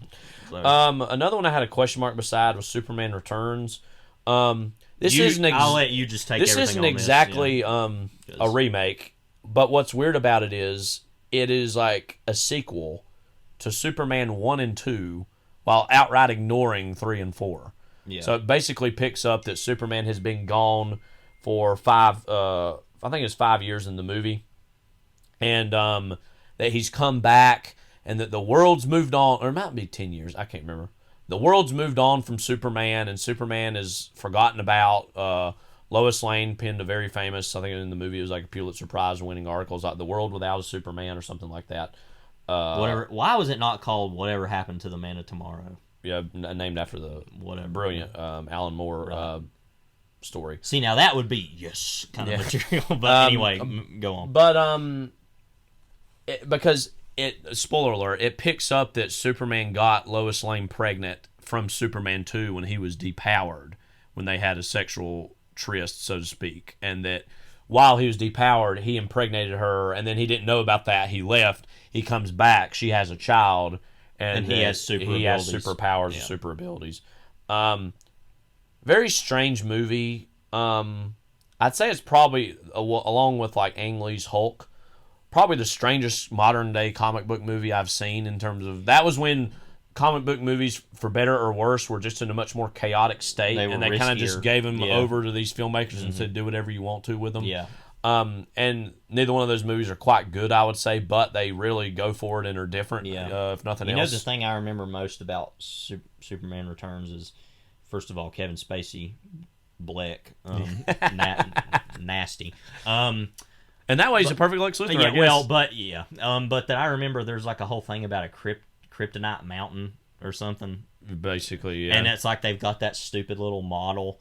And I was young, I was like, ooh, they've got a model in it. And I was like, oh, look at the model. All this stuff. It's kind of like watching Night at the Museum. You're like, you only go for the model sections of the movie, like Little Bighorn, you want to laugh at Little Bighorn, like Ricky Gervais said. But anyway, that's the only thing I really remember about Superman Returns. But it's and the big moment where the bullet hits his eye and thing. Yeah, that was like the biggest image of all time in the 2000s, which nobody would remember that if you're younger than we are. So anyway, it's not exactly a remake, but it goes into this Legacy sequel conversation before that was even technically a thing, where it's like picking and choosing what parts of the continuity it wants to do, which I should be said, comics do this all the time. So in that way, it's a accurate representation of comics. But what's weird about the movie is it almost makes the point that it's trying to fight against. Yeah. That it's trying to say, oh, Superman has been forgotten about and moved on from. This movie makes Superman great again or whatever.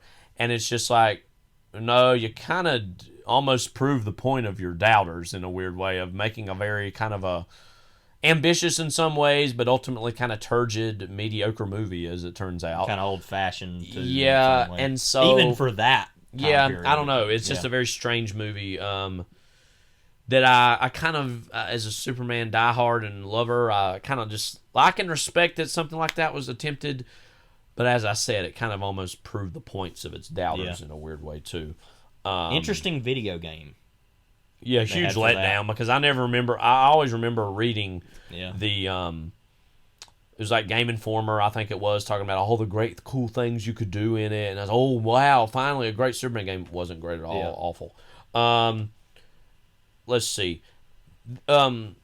This is one that, again, is getting a little bit more into the negative category, but I wouldn't quite say it's totally bad. 12 Monkeys I haven't seen that. is Terry Gilliam remaking La Jetée, and this is just an example more than anything. The movie's okay, the movie's fine, but La Jetée made the point that you made in like 15, 20 minutes, whatever it is, and you spent 2-ish hours trying to do that.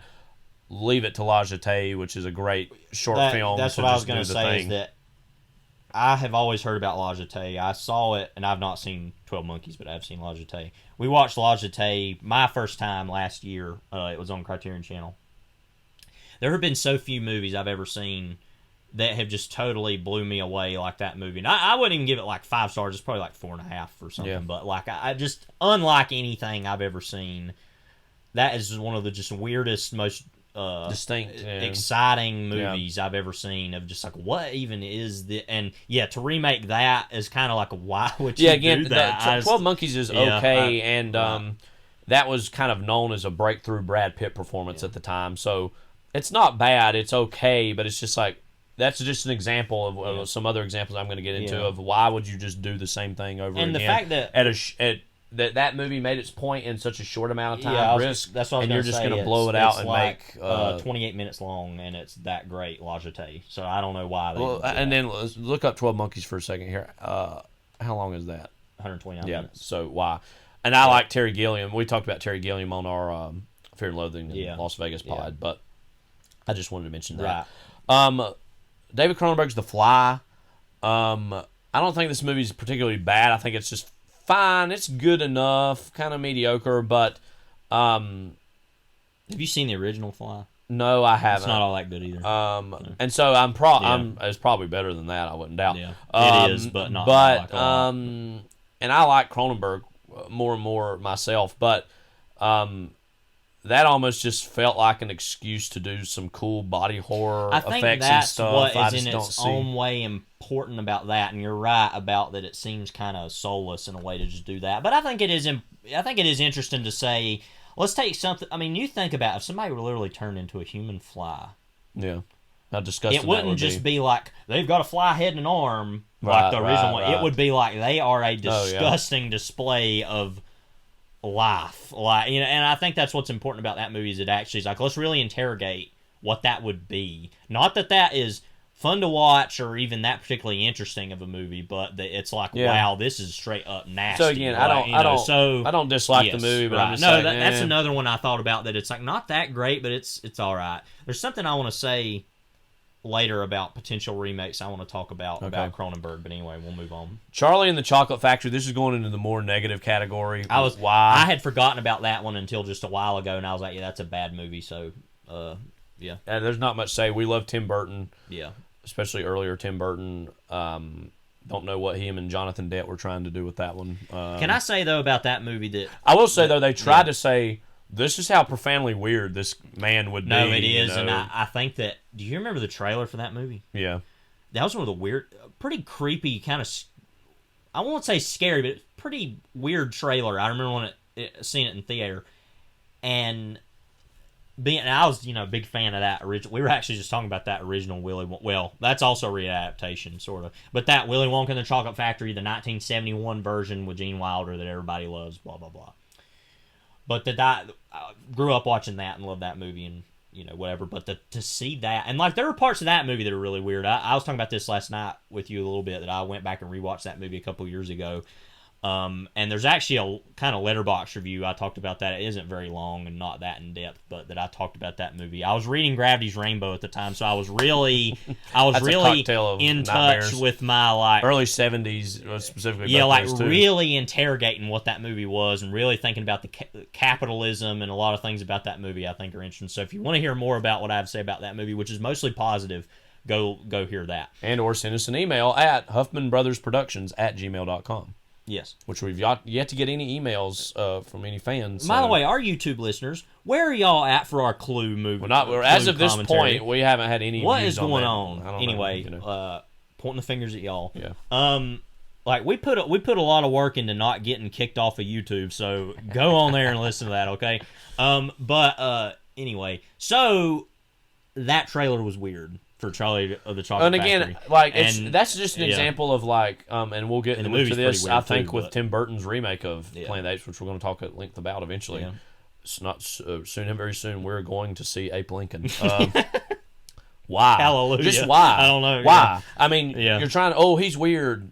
Willy Wonka's weird. Let's make a movie about that. It's like, well, you kind of get that from the first one. I don't know, And, it's I mean, like- you're making it more explicit, but like, okay. There's a lot of weird things in that original movie, but you have the scene at the end of the movie where it's the "I said good day," Yeah. whole moment.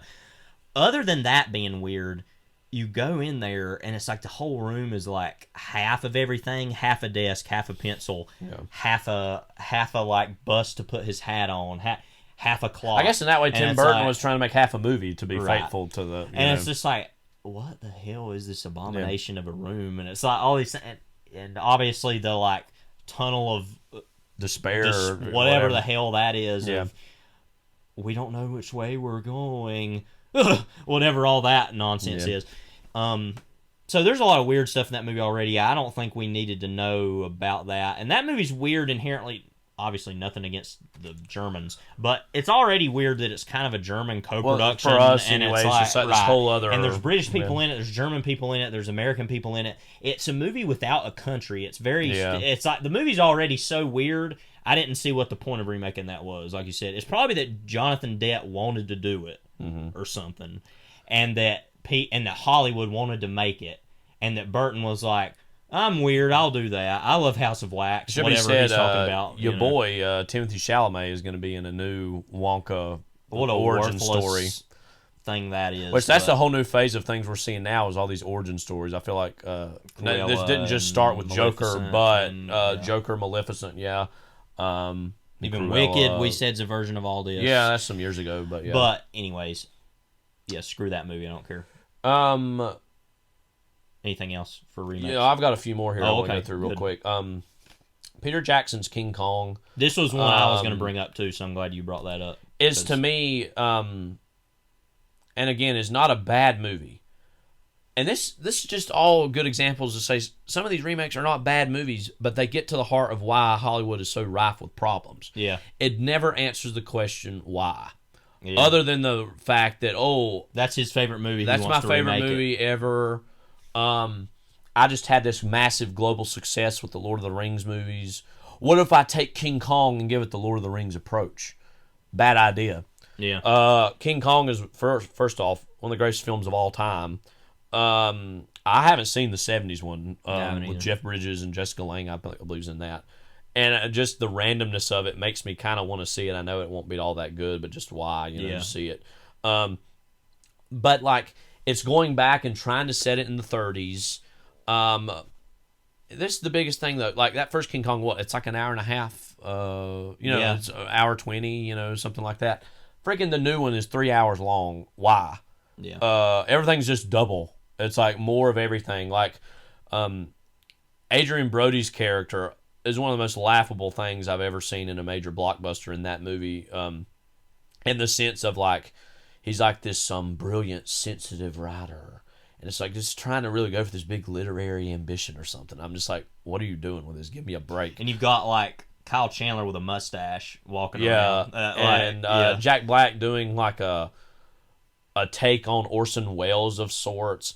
The whole thing is just profoundly strange. Colin Hanks is his hanger-on. Yeah, don't forget. like or I his- shouldn't say hanger-on. I guess his assistant. Basically whatever. And again, the movie has good effects. I mean, it's fun for the most part. But why? It's Well, and I just think purely that an example of hubris to me of just I'm going to remake this movie and put it like at Oscar season. Maybe it could get Oscar buzz because the Lord of the Rings movies did. And it's just like, why? I'm just, and why? you know, is the biggest the thing. worst with that thing one. about that movie, and it's a very unmemorable movie to me because I've seen it, but I don't remember a whole lot about it. You know, the one thing I do remember most about that movie, though, we've talked about this all the time off mic. How racist it is? Yeah, how racist it is. I mean, a lot of people point at King Kong and point the finger at that movie, which I think is actually not as bad as it could be.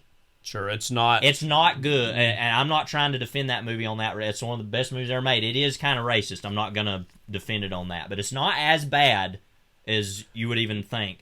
But this new version literally demonstrably worse. I think it's way worse. It's straight up racist, I think. And nobody talks about this. And the way that it treats the natives, or whatever you want to call them, like, they are straight up monstrous in a way that is clearly not in and the they're original literally film. like pitch black. It's not like they are not humans. They're Yeah. like subhuman is the way it treats them. It's really pretty shocking. If you haven't seen that movie in a while, and I haven't seen it in a while either, but it's memorable to me, go back and watch that, because it is straight up awful. Some of the stuff that is in that movie, I cannot believe that they did that. And that in the it's gotten 2000s, away scot-free. and nobody talks about it. Yeah. I don't understand it. So yeah. Screw that movie. King Kong. I don't know. I'm weirdly Yeah. fascinated by it. It Yeah. occupies a lot of mind space for me, Yeah. but I don't really like it. Yeah. I don't get what was going on there. Yeah. I just wrote down here also various live action Disney remakes over the years have been made. Speaking of Jonathan Dett and Tim Burton, the Alice in Wonderland movie, that was straight one of the most God awful. infuriating experiences of my life was Yeah. watching that movie, and specifically the end. I was happy on one hand, I guess it was over, but it was just I was so frustrated. There have been some okay versions of these, but I feel like the best it can be is okay. Yeah. Like the Cinderella. Did you see that one? Cinderella. No, I've that was seen, okay. The only one of these I've seen is the Jungle Book, technically. Beauty and the Beast, I thought was okay, but that's the ceiling for these. Most of them are just whatever. I mean, Jungle Book, I liked that a lot at the time, but that's just faded from memory over my head. Is okay, whatever. We've talked about the remakes the Disney remakes here and there, so I won't belabor that. I don't have anything. But do you have any other bad ones to say? I've got one last thing I'll say. Go ahead, and then I'm going to go on a big... Now this is a little different. I'm gonna go off, King. So. The Shining sequence in Ready Player One. Now, Ready Player One itself is not a remake. It's an adaptation of a, in quotes, novel from Ernest Cline, I believe is his name. Also wrote that book, Armada. He also wrote Ready Player 2. It should be said. Okay. I want to get his name right. Yeah, Ernest Cline. I want to drag him definitively. And I've not read the book. No. I will not read the book. I don't want to say care. something, though. A friend of mine from college, Liam, he talked about that book. He tried to read it because he was interested for the movie. He said it was awful. He said it was just like... He said it was like reading... The internet message board? Yeah, like it was just like, it has this, it has that. He said that's the most uninteresting thing to me ever. He talked about so he said that about that. So yeah, I mean it, and I've always remembered that. A lot of people celebrated and got excited at the sequence in the movie where some characters, I don't even remember the context of why they're doing what they're doing because I was so angry. That movie has all these pop culture references, all these characters from various things. Basically, Space Jam 2 before it was Space Jam 2. Yeah, Space Jam 2 is right. aping that in many ways, all these crossovers and idiocy, Easter egg things, Easter egg hunts. But they literally go into the movie The Shining. Oh, it's got the score. It looks like a total digital recreation of the Overlook Hotel. The carpet is exactly the same. The curvatures on the walls are exactly the same. It is just this absolute recreation of see what this looks like because I have not seen that. The Shining. What the hell is this? But inserting the Ready Player One characters into The Shining. That's a character? Yeah. Okay. That's like an avatar of a character. This is the dumbest thing I've ever seen. I cannot believe this happened. And this was directed by Steven Spielberg. This is a live on tape. Me learning of really seeing this. This is god awful. Here in a little bit, we'll after this is all over, we'll just watch this and you'll see it in action. You will probably hear my screams. You won't have heard this episode yet. You'll be like, "What was that earthquake in Western North Carolina?" That was me having a Saturday. June 26th. Yes. Yeah. So anyway, but everybody just widely celebrate it as like, oh wow, how cool that is that they go into The Shining and remake it. I have several thoughts on this. First of all, I just think it was god awful. It gets to the heart of why Ready Player One was such a cancer. It was just purely about like remaking, and reappropriating and doing these Easter egg hunts of these things that you know and love, and so many people just openly celebrated that. And then there's a very even deep. This is truly to me a disturbing. I'm not kidding around here. I'm serious about this. Yeah. A truly disturbing thing about all this was that it was a situation of like a home invasion was happening. But then you find out, the calls coming from inside the house. Steven Spielberg was complicit in all of this and was happy about doing all of this. One of our great directors of the last 50 years. This is, I think, definitely the worst film I've ever seen from a great director. Yeah. Was Ready Player One. On another hand, a thing that more puzzles me than disgusts me exactly is the fact that he was close personal friends with Stanley Kubrick. You can go on YouTube and see some videos of him talking that they didn't meet each other a whole lot. They did a few times, but they mostly had these very long, in-depth phone conversations because, of course, Kubrick lived in England in the later stages of his life. And so he was very close personal friends with Kubrick, and somehow, some reason, thought that this was a good idea. I guess from his perspective, he saw this as a tribute of sorts to him. But I just don't have any time for it. I have no concern. I totally reject this. And, I mean, it's sacrilege. It's abomination. Put whatever word you want to on it. The moon has turned to blood. Yeah. Jesus is coming home. Like, take me All home, to Jesus. him I owe. Like, Yeah. like, for the Bible tells me so. Yeah. I mean, like, I don't know what to I'm say. struggling. I don't know. Yeah. I haven't even seen the movie, and I'm pissed off. I remember as it was happening, I remember it was another one of these stupid things. There were people in the theater and oh yeah, and like clapping. Yeah, and so like I they know do. that, Yeah, and it's like, right. and another part of me was like, again, there was like maybe 10 to 15% of me that was lightly impressed at the level of recreation it was happening.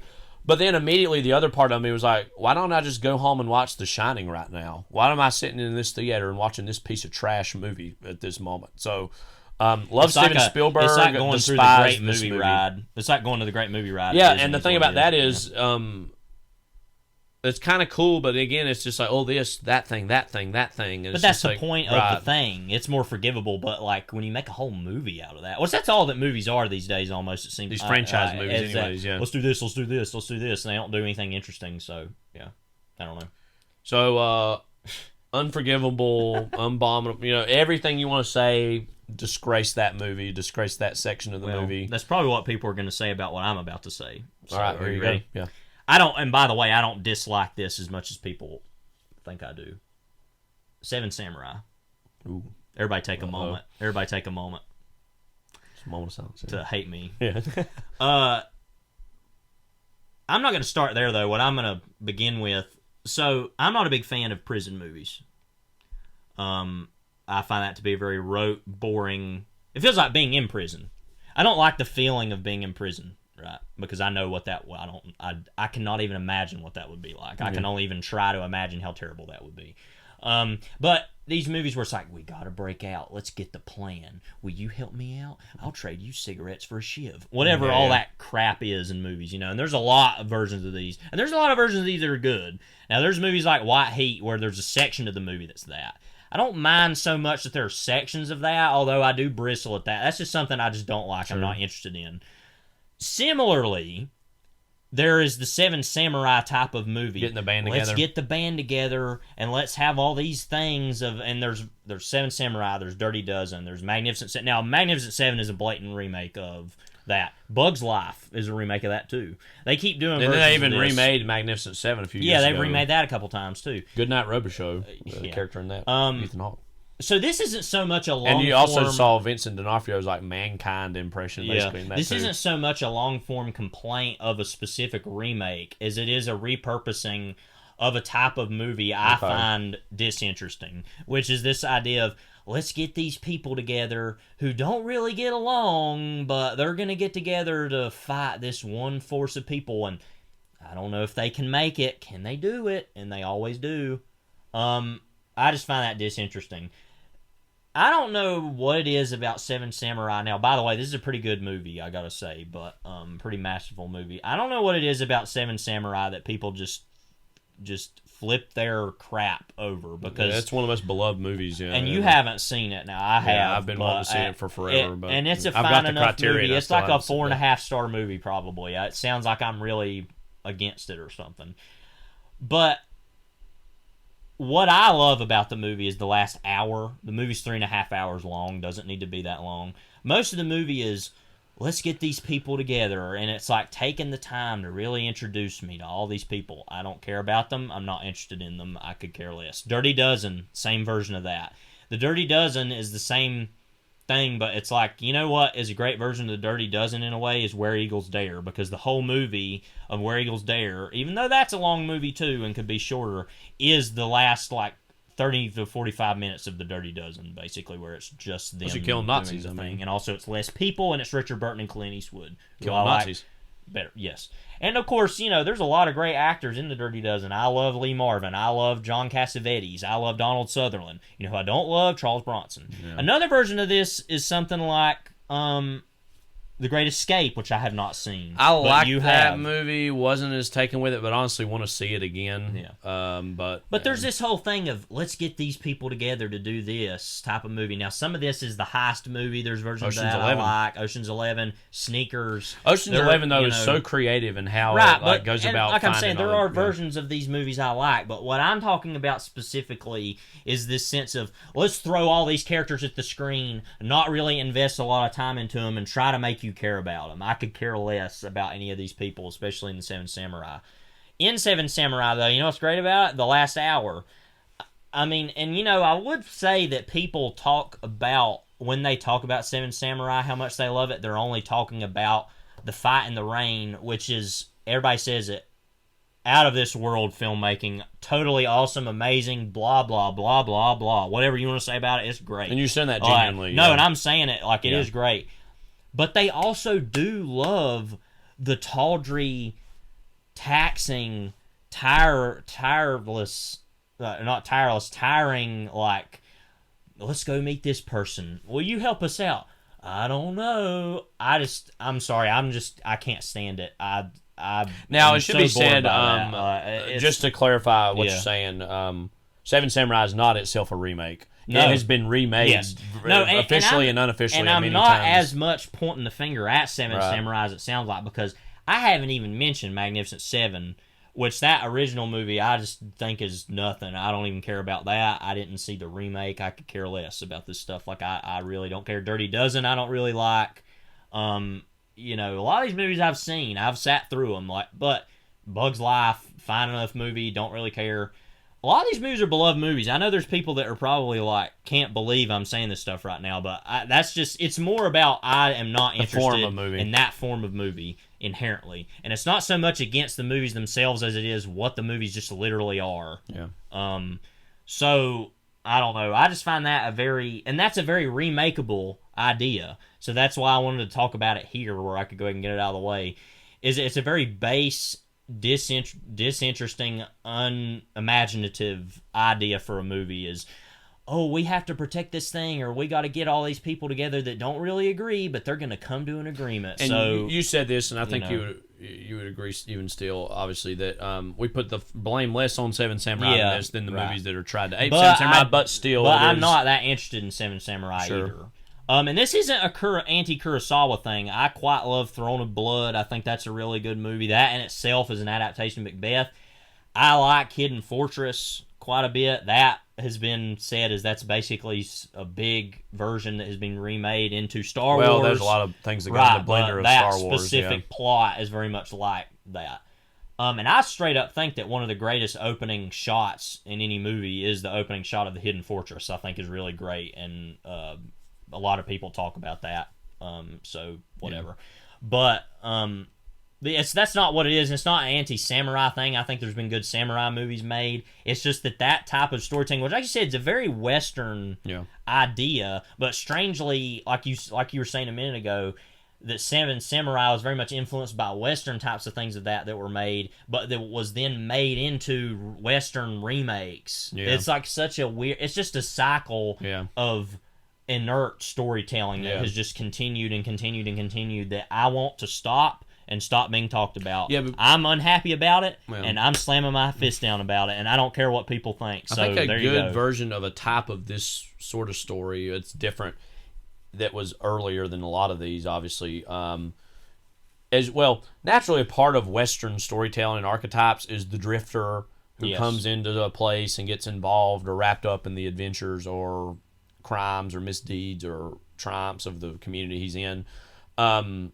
My Darling Clementine, that was the late 40s, I believe. John Ford and Henry Fonda was in that. of his little group that they kind of come into that town, and then they meet. Oh gosh. Well, now that is an adaptation of the story of the gunfight at the OK Corral, which has been made into all kinds of movies. Tombstone. That's another thing. That version of. Then there's a gunfight at the OK Corral movie with Burt Lancaster and Kirk Douglas too. So yeah, I'm trying to remember the name of that.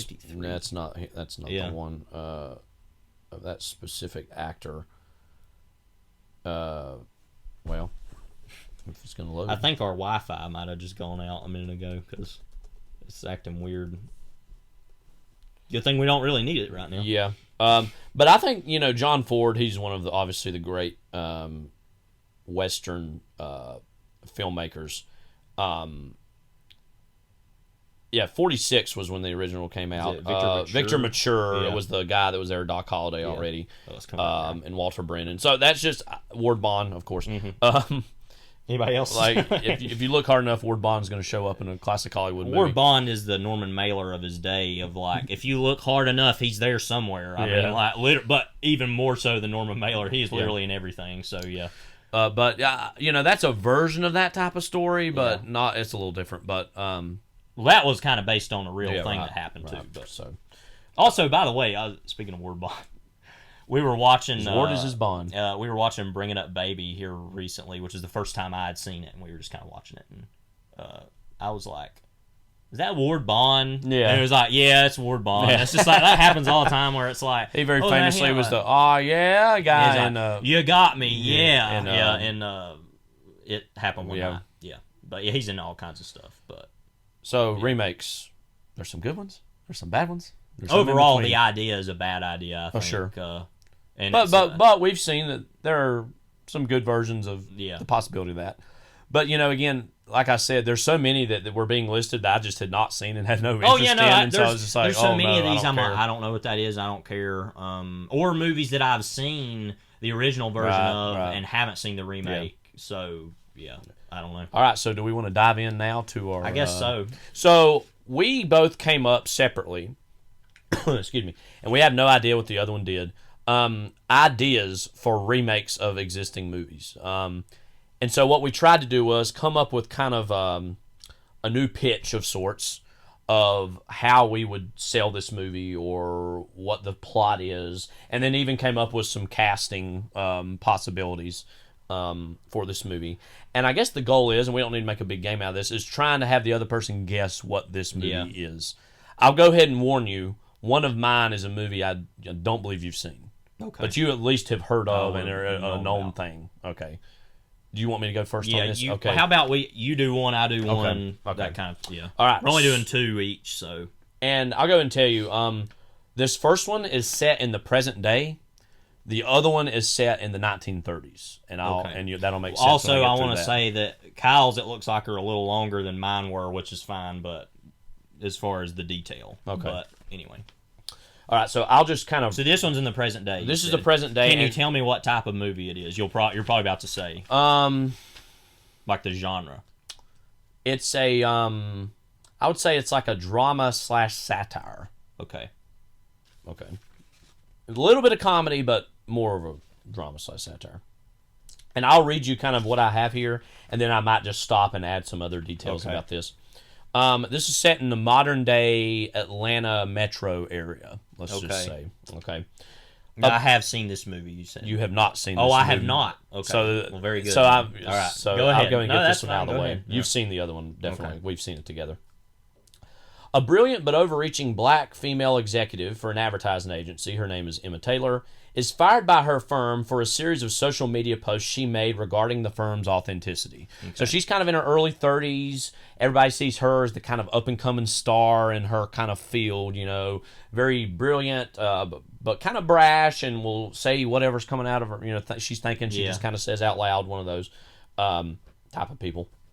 So she's fired for saying doing some Facebook posts that are kind of talking bad about her advertising agency. She gets fired for that.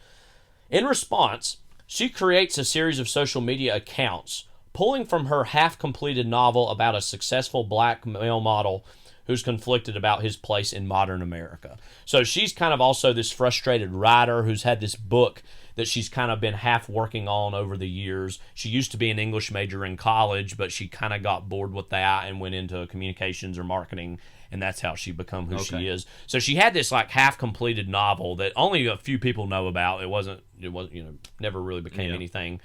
And she's just real bored and frustrated. And she's like, what if I just kind of create this like series of social media accounts, and they all kind of connect, that's like about what it means to be a black man in American society, modern American society.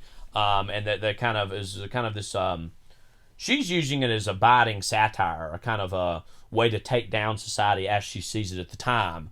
But it becomes very viral. It takes off, and people are like, oh, wow, this is very perceptive. Who is the man behind this kind of series of accounts that are really speaking truth to some of this stuff?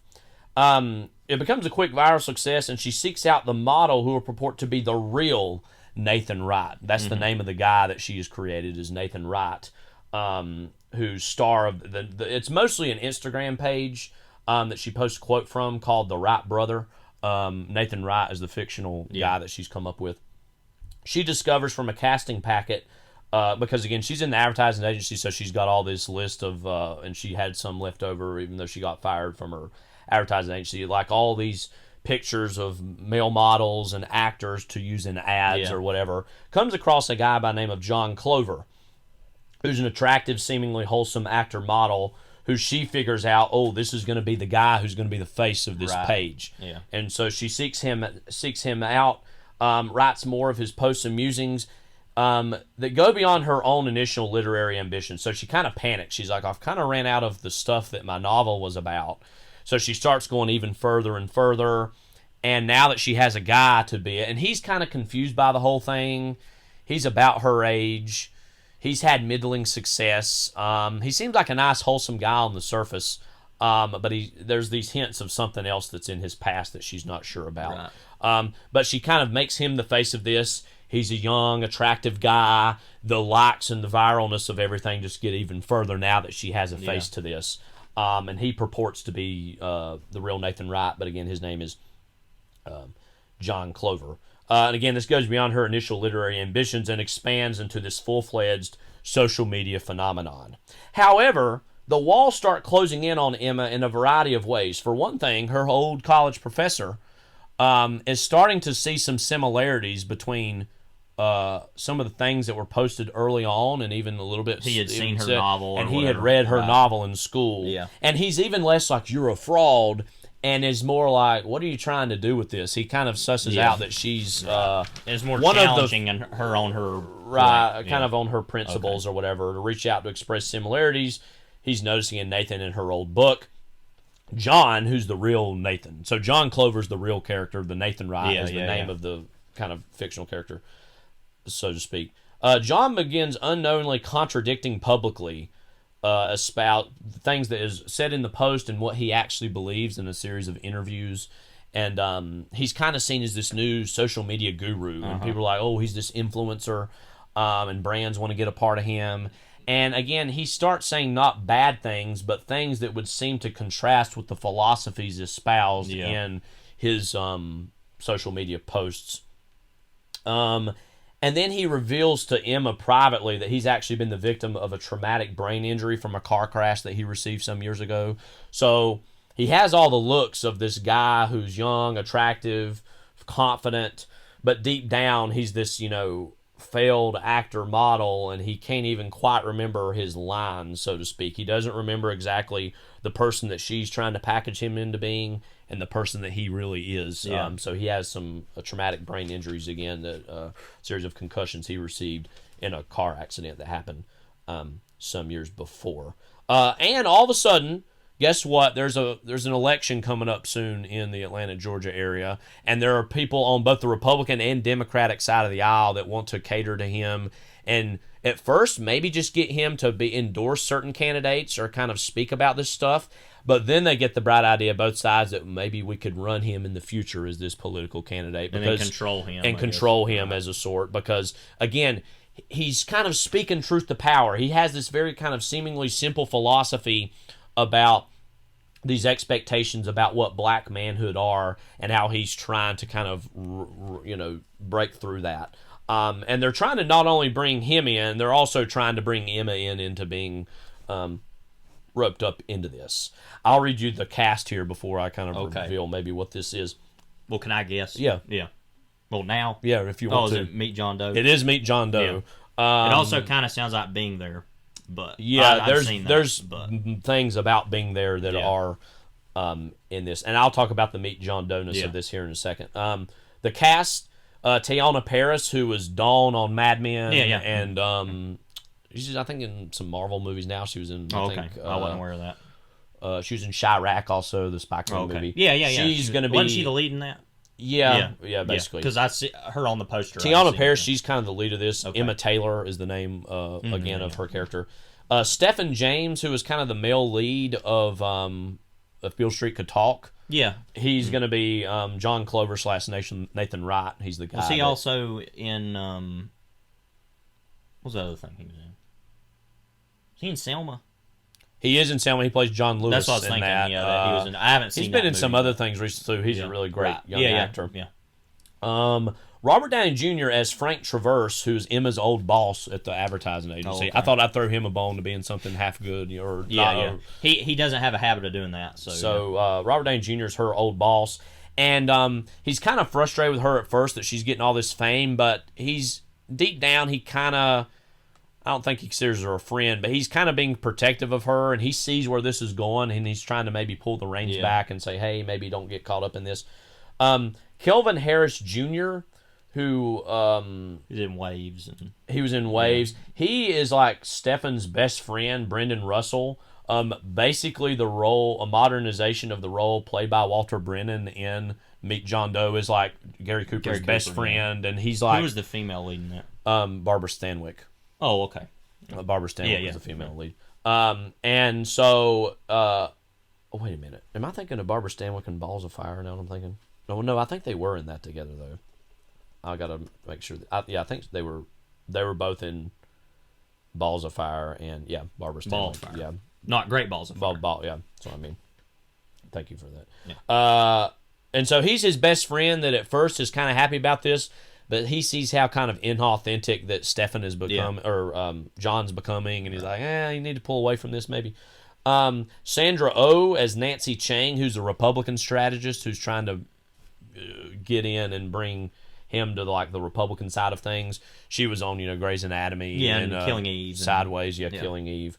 She was in Sideways. I forgot about that. Spike Jones as Howie Eichard, who's the Democratic fundraiser who's on the other side. Who's like he's like an older white guy, but he's trying to be a cool young. Yeah. He's like the cool hip. He's like I skateboard. Yeah, films kind of guy. And film people skateboarding. Yeah. I'm a big fan of Meet John Doe. I think that's one of Capra's most fascinating movies. He kind of made a sort of a trilogy of sorts with like Mr. Smith Goes to Washington and Mr. Deeds Goes to Town. Mr. Deeds Go to Town was the first one where Gary Cooper was in that one. So Cooper was in 2 out of these 3. So Gary Cooper was in that one. Mr. Smith Goes to Washington very iconically, of course, had Jimmy Stewart. Yeah. And then Meet John Doe was not technically as connected to those other 2 movies, but in many ways was the third iteration of some of those ideas. I really liked the movie, but I was going to pull it out and read from it, but I've got it up. And Five came back, his book on kind of cinema of World War II era Hollywood.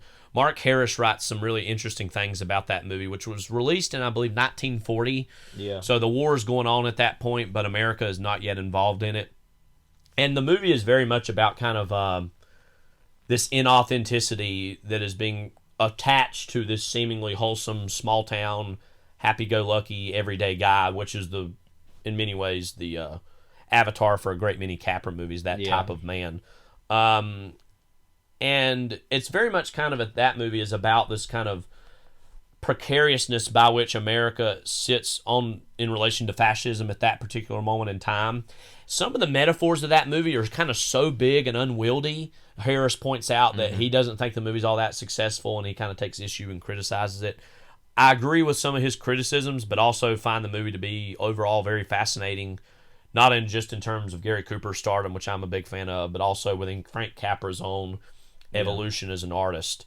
And so I just really love that movie. But I also think that its themes are kind of basic or timeless enough that it could be remade in a variety of eras. Yeah. And I think that, again, it could really work in a black context of some of the things that are going on now with kind of black male masculinity and femininity as well. So, yeah, you hadn't even seen the movie, but you guessed it. So, well, you've talked about it before. So that movie, yeah. So, that's mine. Like I said, and Tiana Paris, what I've seen of her, I really like her, and I think she could be a good modern update of a Barbara Stanwyck type role. And I think Stephen James also. He has a Gary Cooper quality to me that he kind of he can lead a movie, and he's very in front and center of it, but has a certain tenderness and elusiveness to him that I think is a modern version of a type of a Gary Cooper performance. So okay, I think that Big John Doe updated sounds like an interesting version for that type of thing. Okay, so here you go with your mine next is a lot shorter, not as in depth as yours. I'll try to add a little more to it. First of all, this would literally could only be made now. Okay, and there's a lot of people. Let me just say, I've seen both of these. I'm guessing, right? Yes. Okay. There's a lot of people who would have to participate in this who would not want to in this first one. This is a documentary of sorts. Okay. So there you go. Okay, there's going to be some cursing in here. I'm not going to say the words. We're going to edit some stuff in. So see if you can figure out what those things are. It's only a few things, but I will read it. It's a paragraph. My first one here. Kanye West, fed up with this, decides to run for president in 2024 as he had pledged to do in 2020. Free from the Kardashians and born again after his Jesus is King fiasco of 2018, as we remember, his gospel album. He is truly ready to commit to his new bridegroom, of which the Oval Office will be the consummatory sanctuary.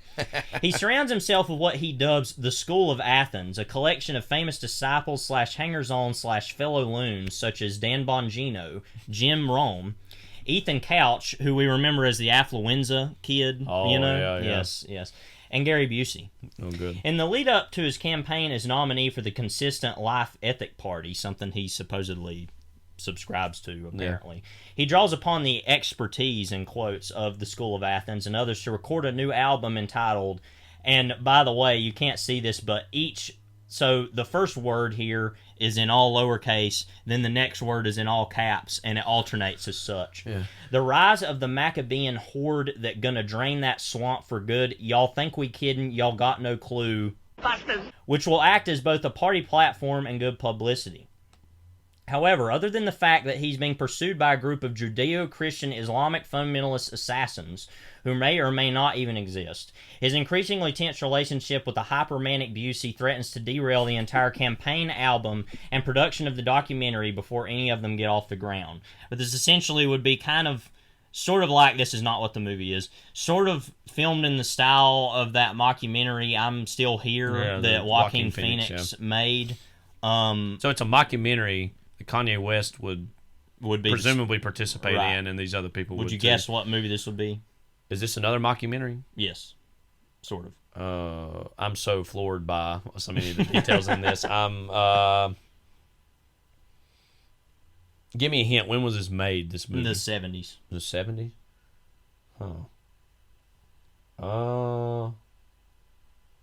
I'll be honest, I'm at a loss. Well, I'll go ahead and tell you, it's a movie you asked last night. Is that what's being, or you that one of yours? And I had to lie and say no. It's Maidstone from 1970. So, that makes the Norman sense. Mailer film. You asked me that. I should say that probably made it harder for you to guess this. I don't know if you were even thinking of that or not. No, but that I was kind of like, oh crap, he'll probably be thrown off because he said, because we were just watching a clip of that movie last night, as we're wont to do. I mean, do you give me marks to be dirtier? I mean, and so Kanye West is the Mailer. Yes, basically, I tried to think when and we Busey is the Rip Torn. Torn. Okay. Yes. Plus, Meatloaf would probably be in here somewhere. Right. Why not? Of his whole, okay, deal. But I really, when we came up with this idea to do this, I thought I would love to see somebody try to remake Maidstone, which is, by the way, if you're not aware, I'll kind of talk about Maidstone. So Norman Mailer, hero of his time. Hero of the pod. Yeah. Yes. Now he's not an immune person. No, just and it yet. should be said he's not somebody who is above terrible things that he has done. Yeah.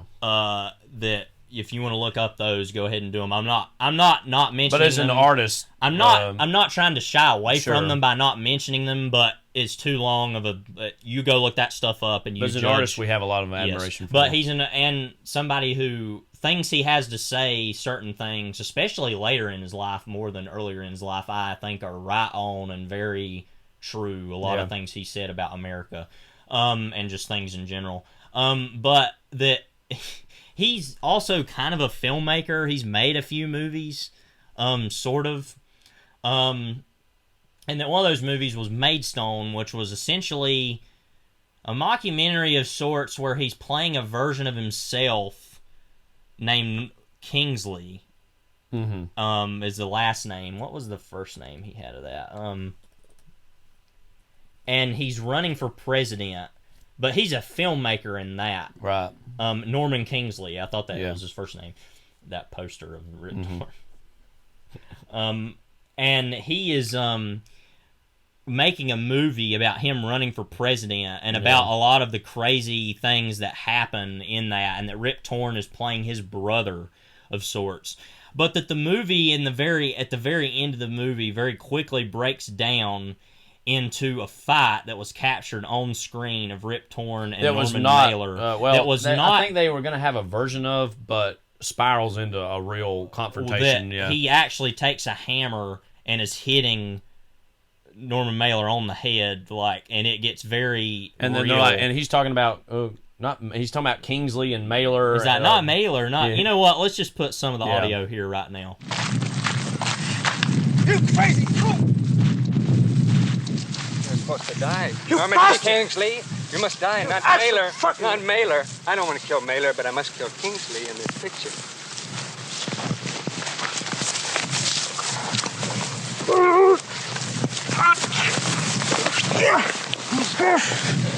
Norman. Let go of her! Let go of her! No, baby. No, baby. You know you trust me. You trust me. You trust me. You trust me. You trust me. Come on. I'll trust you if you trust me. All right. All right. Promise? Promise. Promise. All right. Okay, I go. Okay. Go. Okay. Okay. I'm sorry, Dad. I'm sorry. All right, stop easy. Get up. No. Let me hit you. No, no. No. Hey! Will you cut this fucking idiot out?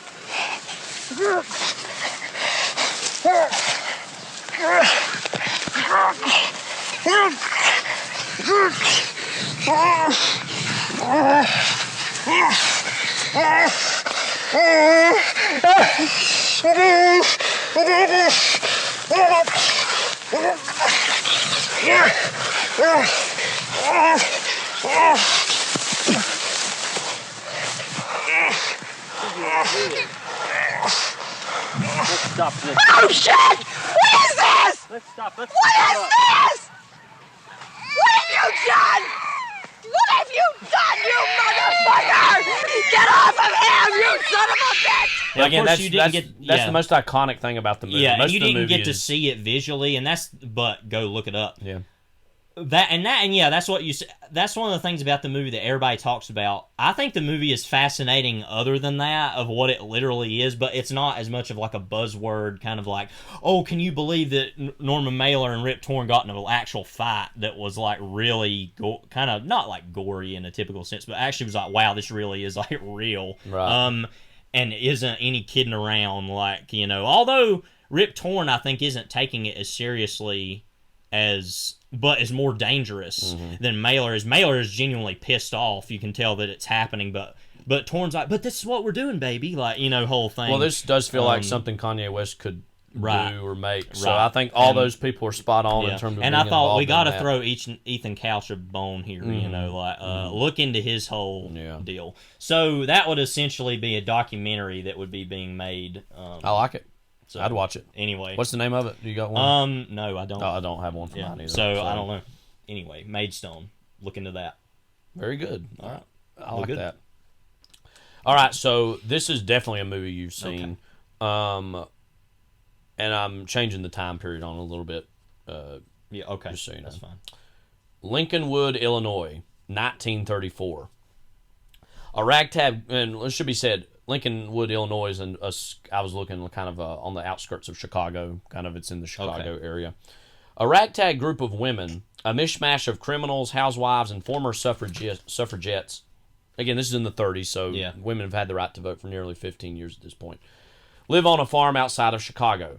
Owned and operated by Alice Kincaid, a former wife of a Chicago city councilman who killed her abusive husband and made off with a collection of Priestley family heirlooms.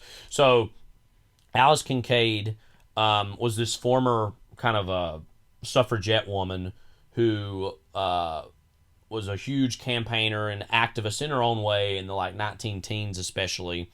She marries her husband, a guy by the name of Matthias or Matt Kincaid, who was at first enamored with her kind of her ideals and her political advocacy, but then he actually kind of slowly pushed her to the side in the early to mid 20s, and he became this city councilman, and she kind of just went by the wayside. So she killed her husband, who was abusive to her, kind of physically and emotionally. Killed him, and he had some family heirlooms that were worth some money. She takes from him and goes and lives on this this little farm in Lincolnwood, Illinois, which is on the outskirts of Chicago. So she's not totally too far away, but she's still in the vicinity. And she's kind of created this little mini farm that acts as a kind of a little bit of a refuge for women during this time. So some women come and stay there for a long period of time. Some just kind of stay for a few days or weeks and then pass on to other places. Okay. And so she's kind of the owner of this little rancher farm that she owns there. As I said, the farm acts as a de facto retreat for women abused or cast off for whatever reason. A Chicago mobster named Joe Danza has figured out Alice has on her person unknowingly a serious piece of blackmail he aims to play against a prominent Chicago politician who's the district attorney. So this guy Joe Danza was a friend of Matt Kincaid. Yeah. And he knows that Alice killed him, and he kind of even knows where she's living. And he's not necessarily mad about any of that, but he knows that she has on her person some of the blackmail material because he had it in his stuff. And she doesn't even really know that it's there. She doesn't care about that, but she kind of took this trunk with her that had these family heirlooms, which, again, the ranch and the farm haven't been doing super well, so when she gets real desperate, she goes and sells one of them to keep the farm afloat until it kind of finally gets to a point where it's successful. So he knows she has this piece of blackmail out there, and he wants to go out and basically get it from under her. Danza dispatches a hit woman of his own to the farm to ingratiate herself with the women before slowly figuring out where the blackmail is and killing them all off, and then trying to take the blackmail material back to Danza. Any guesses what this could maybe be? Is it widows? No, that's a good guess. That's a good guess. That's surprising. That's what I thought it was. The feeling sounds also kind of like The Beguiled. It's actually not a woman-centric movie at all. The original movie, it's all men basically. I really thought it was widows. That's a good guess. Because you said all that stuff about... I'm kind of taking the basic story and plot of this, but recontextualizing all. It's the Missouri Breaks. Oh, okay. That I'm really placing a lot of stuff on that's not in the Missouri Breaks. But as what I really love about Missouri Breaks is that it's a Western on paper, and it's not explicitly a horror movie. But Marlon Brando's character in that, he's like a stalker. He kind of gets to know all these people before he kills them off. And they're all these like horse thieves who kind of have this little mini ranch that they're trying to get away from something, all of them, various people. Let me run through the cast real quick and some of the backstories of these people before I say some more about this. Amy Adams would be the lead as Alice Kincaid, but she changes her name to Alice Wells in honor of Ida B. Wells. Right. And so much of this movie is really about the frustration of a generation of women who have had the right to vote for many years. And There's going to be some other characters who are former suffragettes or suffragists. For about 14 or 15 years. Yeah, but then other women don't care about that at all, that there are other women. But, and so Alice Kincaid, she changed her name to Ida B. Wells because she really looks up to and admires some of the social activism Wells was doing in regards to anti-lynching and suffragist stuff in the late 1800s. But again, and then Matt Dillon would have been the husband that she killed, Matthias Matt Kincaid. That again, it's a lot about this frustration that she and some of these other ones are feeling about, oh, well, in the eyes of the law now, we're equal, but they're all still living in men's worlds and feel like that they can't escape the world of men. And it's not all about men versus women, it's also about class to an extent as well. So Matt Dillon would be, who we both love Matt Dillon. I wanted to give him a bigger role, but it's like, well, he did a little bit, and then he has to get killed. Sorry, Matt Dillon. Michael Imperioli would be Joe Danza. Because I was thinking, like, Michael Imperioli in my brain is always going to be, what's his character on The Sopranos? Christopher, yeah. And he's such a younger guy, and I was like, what would happen if Michael Imperioli, and he's older now, and he looks older, but played like an older mob type figure? Yeah. What would that look like? Right. I was fascinated by thinking about that. Kirsten Dunst as Rebecca Hartwell, who's an old friend of Alice's who comes to live on the ranch as well. She also was involved in kind of the suffragist movement. And she joins the farm after she had a miscarriage a few years before. Okay. And her husband ran away. He's like a businessman to be with her, or his secretary. Yeah. And so she has been left by the man in her life, and she's had this miscarriage. And so she's an old friend of Alice's, and so they kind of congregate together, and she kind of helps her run the farm. Regina King as Stephanie Steph Richardson, who's a farmhand, obviously she's black, who's moved out of the South in the 1880s when she was a child. So her family was, her grandmother and grandfather were former slaves from the South who went to kind of go be farmhands elsewhere, and they made it as far as like Illinois, and they kind of sharecrop a little bit there. And she has a child herself, Regina King does, so that a boy who would be a character in the movie as well. Who helps out on the farm. His name's Herbert, or Herb, she calls him, named after her husband who died in a tractor accident some years before. Okay. So she actually had a good relationship with her husband, but he just died in this tractor accident.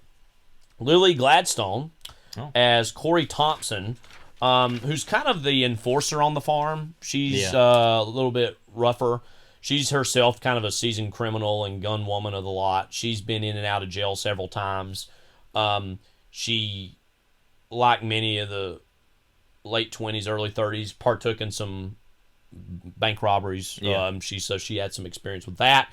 She herself was a member of a Native American tribe that she doesn't remember the name of. She was taken when she was a child away from them to a Native American boarding assimilation school. So she doesn't really even know what tribe she's a part of, because ever since the age of 5, she has been brainwashed into basically being kind of a white, effectively white person, and speaks English.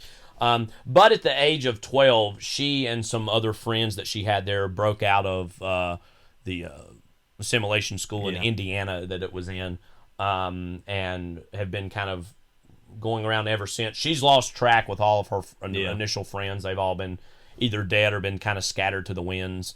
And not to be corny about this, but she saw them as her real tribe. Because she doesn't know what real tribe she came from. And some of the other kids knew what tribes they were from, and they had very specific ideas and memories of that. Right. She doesn't really remember that. And so she kind of saw that group that she was initially broke out with as her unofficial little tribe, or her real family, and they've all been kind of scattered to the winds over the years.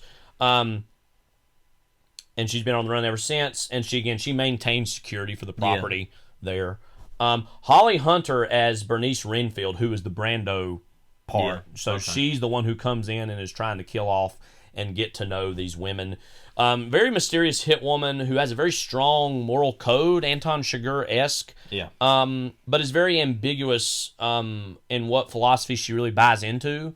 Because in some ways, she herself purports to be an anti-suffragist, because she sees she is one who wants to untether herself as much from the male world as possible, even though she works for a hitman. Yeah. And she sees the right to vote as yet another way for women opting into the man's world, and she doesn't really understand that. So she kind of comes in and out of the farm and has conversations at various points with some of the characters while killing off various ones as almost like a stalker character. Very much like the Robert E. Lee Clayton character of Brando. And that's what I'm fascinated by about that character, is that he has a perverse interest in a lot of the people that he ends up killing and wants to almost subsume their souls and their mindsets and their philosophies. And that's a harken of that. Holly Hunter plays that role again. Various other women kind of come in and out of the farm. They're not as much characters. I just wrote here maybe played by Catherine Waterston, Carla Gugino, or Daisy Ridley. Yeah. And they're kind of in and out. They're not as big characters on the farm. That's a good idea. Yeah, so again, it's taking the Missouri breaks and kind of doing, well, it's not just recast them all with women, but it's one of those things I'm like, I took a lot of joy in just casting some of my favorite female actresses. Yeah. Amy Adams, Kirsten Dunst, Regina King, Lily Gladstone. So that's like Missouri Breaks kind of redone as because I was thinking particularly too about like what's an interesting phase to do this for women, and I'm teaching summer school right now, and I was just talking about the kind of suffragist movement of the hundreds and teens that led to women getting the right to vote. Yeah. And I was really thinking about like, the roaring 20s were seen as this big grand time for women to get more freedom, and they did to many extents. But I was thinking about what would be the health or the status of that political movement about 15 years before, in the midst of the Depression, in the midst of all these other things. Right. Yeah, so, that's a good idea. There you go. So your last one. Your next one. So this one is an action crime film. I said this once again isn't as long or as detailed as yours was, but so you're gonna love this. So a Dog the Bounty Hunter type named Chico Ambrose, played by Mickey Rourke. Now, first of all, I looked into this because I thought that Mickey Rourke looks like Dog the Bounty Hunter. He does, if you're not aware of who Dog the Bounty Hunter is, look that up. But and I looked at people have said, he looks like Dog the Bounty Hunter. So he does. So he is this, bounty hunter type guy who's in search of a serial killer in Hawaii named Jason Kitch, who's played by Nicholas Hoult, because I'm just trying to imagine them two sharing the screen, who may or may not have killed a friend of Ambrose's teenage daughter. So while pursuing Kitch near Mauna Loa, which is a place in Hawaii, Ambrose separately meets the quiet yet vicious ex-Marine turned insurance investigator Lee White, who's played by Lakeith Stanfield. And this is my favorite part. And the cheery yet emotionally unstable black market botanist Leroy Boddicker, played by Ben Foster, who he offers a cut of the bounty to assist him in capturing the bloodthirsty madman. The trio quickly buck up against the greedy motivations of each other, however, and Ambrose's lack of clarity as to the entire story on Kitch further alienates the unlikely pair of contractors. Add to this the lovely tour guide Amy Randone, played by Alicia Vikander, who might just be Kitch's next target, the serial killer, and a fast-moving tropical storm verging on hurricane strength. And this is, I kind of like describe this as if it were like the back of a DVD. And you've got a deadly combination that is incendiary in its violence as it is nauseatingly thrilling in its moral bankruptcy. Let me just say, I love this, everything about this. Is this a Western? Yeah. Oh, it's a remake of a Western. Yes. So we both had Westerns. That's interesting. It had a dose of the good and the bad, the ugly in the beginning in terms of these various people, but I don't think it's that. Let's see. I'm at a loss yet again. So Anthony Mann's The Naked Spur. Oh. Yeah. Well, I see that. Okay, I see that. Because it's like these, one guy's lying to these other two guys about trying to find Naked Spur's a great movie, by the way. Yeah. This would be a great movie if it was made. I love this. And I took the Janet Leigh character and kind of, I think in the movie she was like the girlfriend of the guy the bounty guy, right, that's being hunted. Robert Ryan played that guy? Yeah. I think so. I forgot Robert Ryan is in that movie. I forgot he was the guy they were looking for. Yeah. So who's that? Who would be that Robert Ryan role again? That's that's the Jason, or Jason Kitch is the name of the character, Nicholas Hoult. Okay. Nicholas Hoult, the next Robert Ryan. Because I Ryan. actually forgot that's so stupid. Now I'm thinking about but no, I thought that was interesting anyway. Now, in this, he's like a serial killer. But now also I should say this character is kind of actually, in my mind, based off of a character who is in a Elmore Leonard book, Glitz, who's like the main villain of that, sort of. So it's kind of combining two different things. And that there is the Alicia Vikander character is kind of based on a character in that also. Less than being the Janet Leigh character. But I was just fascinated by the idea of Mickey Rourke, Ben Foster, and Lakeith Stanfield go off, King, going off like and when your circle's small, right, but y'all crazy. Like, but yeah, and Lakeith Stanfield's great in everything. So like, I wanted to him and Mickey Rourke in a scene that would be and so then fascinating. Ben Foster, yeah, as a black market botanist of the type of kind of like Chris Cooper in Adaptation as the orchid thief guy, right? But so he's like. Because that's like the prospector character, sort of, in that movie, who's like searching for. But I was like, what would somebody be searching for in like Hawaii? And it would be, it'd be like flowers or something. I love this, or like whatever. And he's basically kind of like the Gator Bodine type guy in that. What's that movie? I haven't even seen it. The James Franco Homeland or Homefront. Homefront, I think. I think's the name of it. But anyway, and then there's like a hurricane. I mean, why not? When in doubt, throw in a hurricane. Yeah, like, and then that's partially like a Jurassic Park type thing too. Right. But I totally love all that. So yeah, because I was actually having trouble coming up because Maidstone was one I knew I wanted to do, but the second one I was literally just looking through some movies and I saw The Naked Spur and I was like, oh, you can make a movie out of that. And then I was like, okay, well I got to update. And this would be also partially this is inspired by this is one of the movies. You know, you have those movies you really want to see, like a lot that you just haven't yet. Yeah. A movie I really want to see randomly is Tony Scott's Domino with Keira Knightley, Edgar Ramirez, and Mickey Rourke. So I thought you basically shoot the movie in the style of like a Tony Scott movie. And it looks like crap, kind of like, no offense to R.I.P. Tony Scott, but just like, you know, like Man on Fire or Domino. Just very frenetic. Presumably, like that Max Payne 3 type thing, which is like a Tony Scott ripoff. Or even like those types of like, what was that stupid movie that was like had Ben Affleck and it was that J.C. Chandor movie. What was that? It was like that stupid movie everybody liked. Oh, what? It was on Netflix. And it had like Oscar Isaac and what was Righteous? No, not Righteous Kill. Not Righteous Kill. I know what you're talking about. I'm looking it up here. What was that again? Ben Affleck was in that, right? Yeah. Okay. Yeah, Oscar Isaac was kind of the lead.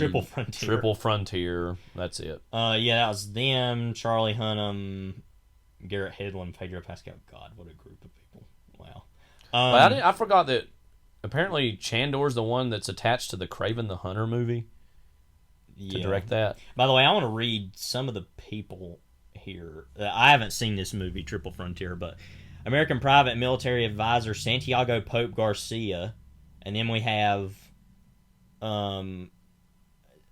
his Delta Force friends, Tom Redfly Davis, a realtor, William Ironhead Miller, a motivational speaker, his brother Benny Miller, an MMA fighter, and this is my favorite one, Francisco Catfish Morales, a former pilot. Catfish.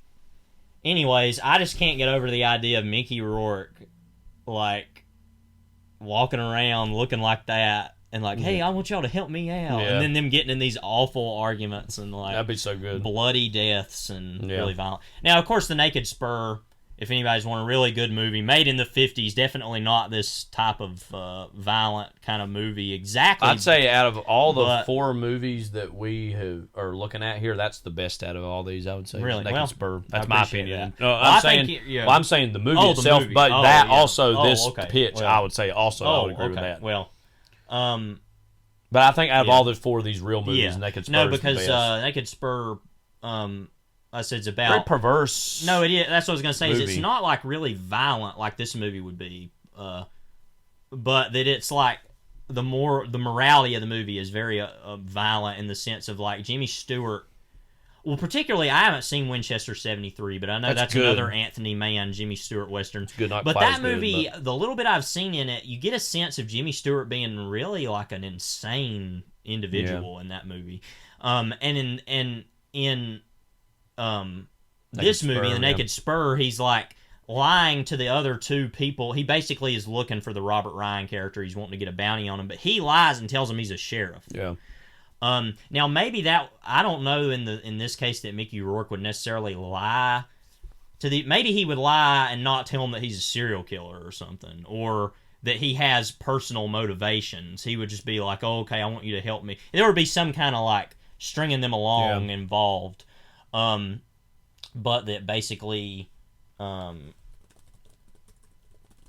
looking up the Naked Spur here. I want to see who those actors were. But the Lakeith Stanfield part would be that former Union soldier played by, I believe, Ralph Meeker. Mm-hmm. Yeah, who's like, I think got dismissed from the Army for like moral bankruptcy, basically. Or like, what does it say here? It says,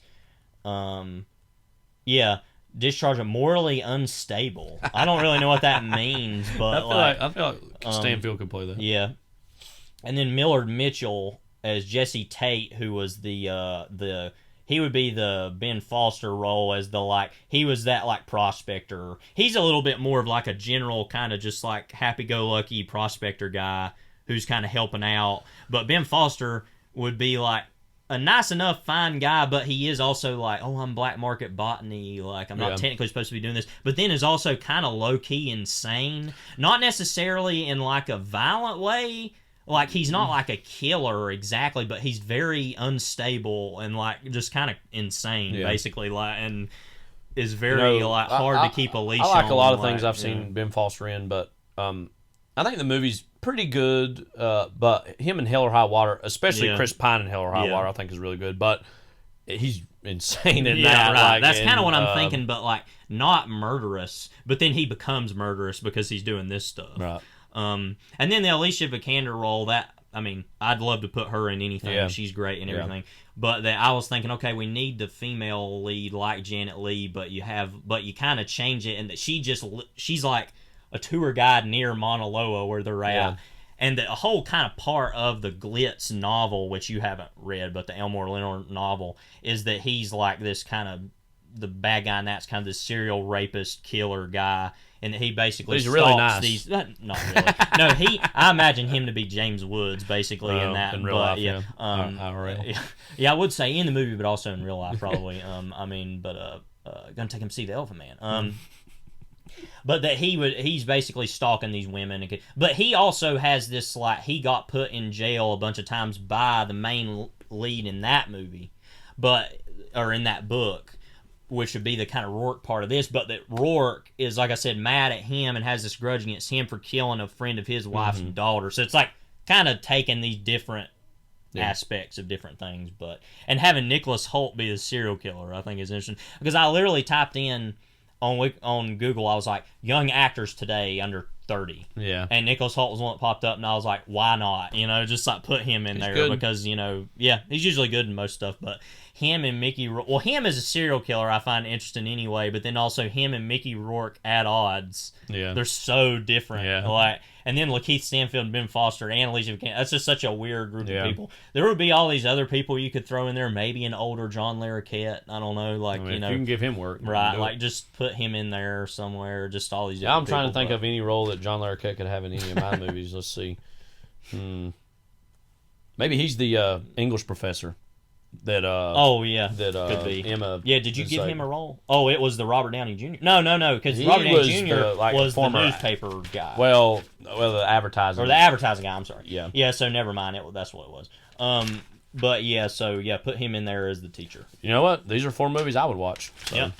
I need to write these. Yours would make for a very wicked, good, fun sort of special that's what I'm saying, double feature, like, I feel like. Oh, okay. But like seeing both those together. Total insanity, yeah. I mean... Yeah. No, I really love the idea of remaking The Naked Spur with that, because I'm not typically well, first of all, I'm more of like a prose-minded person, so I don't typically write screenplays, but I would love to write a screenplay that's like a action movie, totally violent, angry type of movie like that, but it's like Mickey Rourke and... Well, it should be said, we've recently, I can at least speak for myself, we've been watching some Mickey Rourke movies recently, and I'm just totally falling in love with him as an actor. But the way he looked, I haven't seen Harley Davidson and the Marlboro Man. We recently watched. I haven't seen that movie, The Wrestler, that he's in. But I imagine the way he looks in The Wrestler looks kind of like Dog the Bounty Hunter, sort of with the long hair. You just see what he looks like in general. Yeah, but it's like, and I'm just like, take that type of Yeah. looking person and put them in a violent action movie, and Yeah. there you go. Yeah. I mean, no disrespect to Liam Neeson. I like Liam Neeson a lot. If he can get this big second wind as this action star, I don't know why Mickey Rourke can't. Well, I think do it's something partially like that. because Mickey Rourke has kind of Burned so sabotaged many his own bridges. career. Yeah, I mean, no, that's part. that's And Liam part of the Neeson, by problem, all yeah. accounts, is a really nice, Right. easy to work with guy. I know. Okay. So Yeah, but anyway. hey, these are 4 movies I would watch. Yeah. So, I'm glad we weren't able to guess a couple of ours because I was kind of you worried. were the only one able to guess even one of mine. So Yeah. Well, I really thought that second one was Widows because I was like, oh, that's got to be Widows, and then it was like totally not at all what I was thinking it would be. But then there were aspects of it I was like, well, that sounds like something else. But I was thinking, well, there's aspects of some of mine I've kind of taken from other things too. So anyway, but yeah. who knows? Maybe someday you'll be watching any of these. I don't know. Yeah. Well, the Maidstone, one that has Maidstone's literally Maidstone one's literally impossible to be made because none of those people. And you know what the funny thing about that is that Mailer knew what he was making. I don't think Kanye West would genuinely be kind of on board with that. Right, yeah. But he's insane. So yeah. In a way that Norman Mailer was, but Norman Mailer was always better. So all right. So the last thing we want to do today, we're thinking about doing this for every bonus episode we do. So every 10. Last year during COVID, and we all bought things during COVID that we've kind of see sitting on the shelf that we've had nothing to do why with. Did we buy that? Yeah. Was this little kind of card game that I really want to play. It's best if you play it with like movie obsessed or movie knowledgeable people because of the options. You can have more of that. It's this little card game that I'd recommend buying if you can find it, called Buy the Rights, the movie pitching party game. Sell the movie rights. Where it's a very simple game actually in terms of the rules. Where you get, we're going to play a adapted version of it here, not the very real quick version. Where you want to do maybe like 3 of these? There are like 4 categories, and I'm not going to read what these are exactly. I'm just going to read from what the categories are. You get 4 cards, and so the cards are the genre of movie. Okay. Board game adaptation is actually what this Oh one my says. God. A descriptor, foul mouth, board game adaptation. That's my favorite. Hero already. is a cat lady. And the plot is saving the world from an alien invasion. So you get like a genre, a descriptor, a hero, and a plot. And your goal is to pitch to your fellow players a movie on the fly that somehow encompasses all of these elements. So again, you get a genre, a descriptor, a hero, and a plot. And your goal is to try to pitch everybody and come up with the best one. And then everybody has some like money that they're presumably Hollywood producers that they can fund these. Okay. And so you play several rounds, how many ever rounds, like 2, 3, 4 rounds. And whoever has the most money after a certain point wins. Okay. So it's like all about trying to come up with the best creative pitch of that. Oh, so we're not going to do that one? No, I had an idea of that one. Well, you got one real quick. Well, just here's real quickly what it would be. So you have, it's a Guess Who adaptation. Okay. But it's like a game show. Okay. And you have a cat lady is on there. Mm-hmm. And I don't know how the game show works, but maybe it's like you have, it's kind of like the dating game, maybe sort of, where you have people you can't see and then you have to get something like that. But so you have a cat lady is like one of them, let's say, and she's the main character. But it's also like on like some premium cable channel. Mm-hmm. So it's like really foul-mouthed like versions of such a thing. But it's also the movie itself is just foul-mouthed. But then this alien invasion happens while in the midst of the broadcast. Uh-huh. So then the cat lady who used to be an undercover policewoman, like goes off queen, rather. Yeah. Or they, who knows. Yeah. And goes after the alien. So that's everything I just come up with. There you go. But anyway. All right, so I have selected, I have not seen these yet, one of each of these categories. What I want you to do, Levi, is grab your phone and put the clock at 5 minutes. Okay. And I want us to, by 5 minutes, whenever we hit 5 minutes, I want us to have a name for this movie. Okay. I want us to have a plot. I want us to have a cast. Okay. Oh, okay. And we're doing this together. We're not like competing with one another. Okay. Are we? Yeah. Let's just. I'll tell you when to start the clock. Let's first at least just read what these are. Okay. Okay. It's a sword and sorcery movie genre wise. Oh God. Descriptor is a vegan who's a secret agent. This is going to be kind of weird. Getting shipwrecked on an island where dinosaurs still exist. Okay. Ready to go? Go now. All right, so we got a sword and sorcery movie, so it's like probably a period piece fantasy movie. Yes. And they're like ahead of the curve. They're a vegan, right? You know, that's in vogue now. Well, and they're a secret agent, and they're a spy. You know, let's why don't we put this in ancient Greece or something? Let's say that. Okay, sure. So they're a spy for. I've been playing a lot of Assassin's Creed Odyssey here recently, and it's a really long game, so I get to play a lot of it. I played like 50 hours, and it's still not even barely over. So you have a Spartan. An Athenian spy who's traveling to Sparta so that they can ingratiate themselves into some of the stuff there. This is during the Peloponnesian War. They get shipwrecked. But they get shipwrecked on the island of Kefalonia, let's say. AKA Dino Island. Yeah, well, actually, Kefalonia has a lot of people there. Let's say that it's an island that hasn't really been...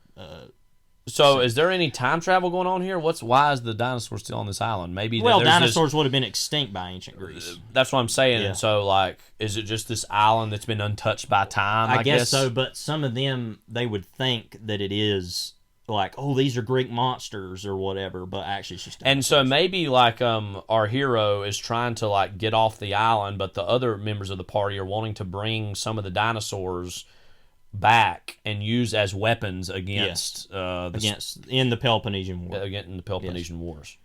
How are they vegan? They get so desperate that some of the other characters start killing and eating some of the dinosaurs, and they just refuse to do that because they're vegan. And so that and so they're trying to find plants and vegetables or fruits on the island, right. And that kind of leads to them being a little weakened because they're a great warrior. Right. But they've recently gone through a vegan phase, because and they're this is a new breed of secret agent, as Triple X told us. Yeah. So sword and sorcery. All right, who are we casting in this thing? Is it a man or a woman? It's important to note that there were a lot of Spartan women. Let's make it a woman. Their Spartan women were a little bit more, I guess, had more of a voice Elizabeth in their society. Debicki. Okay. She's tall, strong, warrior. And she would be, let's say, she's from Athens, but like they're like, and maybe that's part of the problem in it is where they're like, oh, we'll give a woman that job because those Spartans, they give women everything, and that she's like, well, Paul Giamatti's the guy who is the villain. He's on the ship too, and he really wants to bring the dinosaurs back. Right. And he rides a dinosaur like at one Athenian point. General. Yeah, he domesticates and rides a dinosaur. Yeah, at one because point. maybe it's kind of Apocalypse Now-esque where the boat is going to some battle anyway, and they have to drop her off, and that they're more worried about getting some reinforcements somewhere, and they're like, well, we won't even need any secret agents after we're done with this, but that the Athenians still feel like they need to do that for some reason, and maybe also too some of these Greeks believe the dinosaurs to be embodiments of Greek gods. That's what I'm saying, or that it's like these ancient Greek monsters or something. Yeah, right. We got a name for this? Do we have any other actors we want to throw in? Oh, okay. So, we got like almost she's the hero. He's the villain. Who else? I feel like Sam Worthington is a part of the party, and he gets killed in 2 seconds. Because we don't, he was in Clash of the Titans. That's why I thought about that. Right. Maybe Sam Waterston is her father. Okay, sure. Yeah, Sam Waterston's the dad, but he's dead, and it's like flashbacks or something. Yeah, but then she has these weird dreams where he's getting eaten by dinosaurs in the dreams or whatever. But he's like, got also have the authority of the government of the government of Pericles or whatever. But anyway, what are we calling this? The democracy of Pericles. Let's see. Titan. I feel like Titans or Guardians or like Vanguards. Or let me see if I can think of something of. The Vanguards of Dino Island. The Aegean Sea, I don't know. The Aegean Dinos. Dino Island. I mean, Dino Land. Poseidon's Dinos. Mount Dino. Mount Dino. Mount Olympus Dino. Yeah. I don't know. Dino, Mount Dino. Mount Dino. Mount Dino is what it is. Yep. Okay, there we go. 447. Yep. All right. Do we want to do another one, or do we want to call it a day? Let's do one more. All right.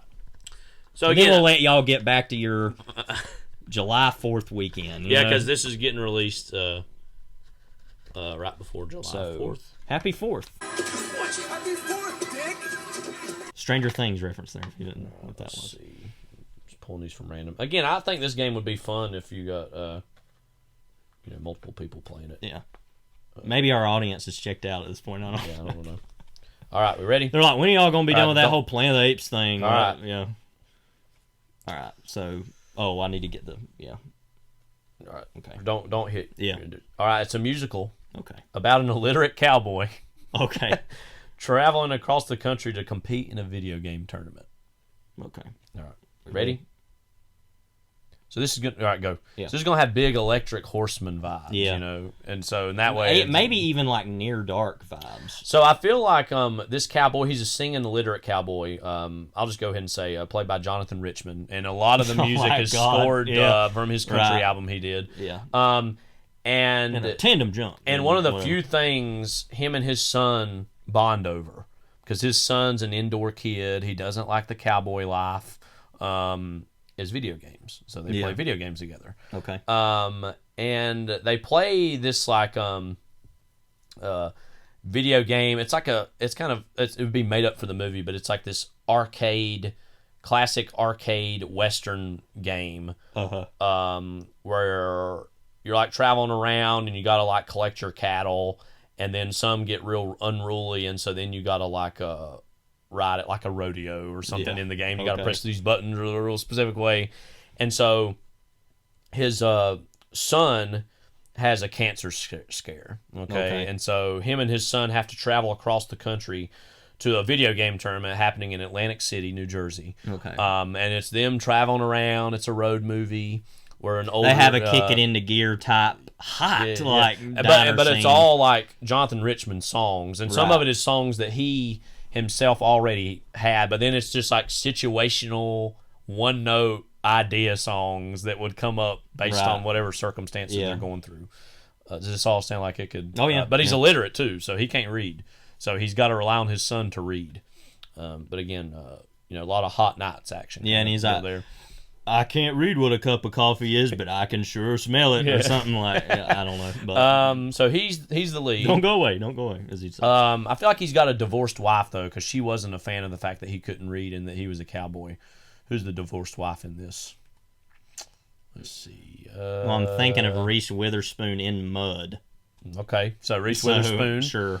Who's the son? I don't know. Just be a younger actor. Can you just imagine Jonathan Richman and Reese Witherspoon as a married couple? Anyway, that's why they're divorced. I guess. That makes sense. Yeah, and maybe he has a rival in Lyle Lovett. Lyle Lovett also is trying to. Now foil they're not him playing at every themselves. Turn. No. Okay, They're yeah, Lyle Lovett.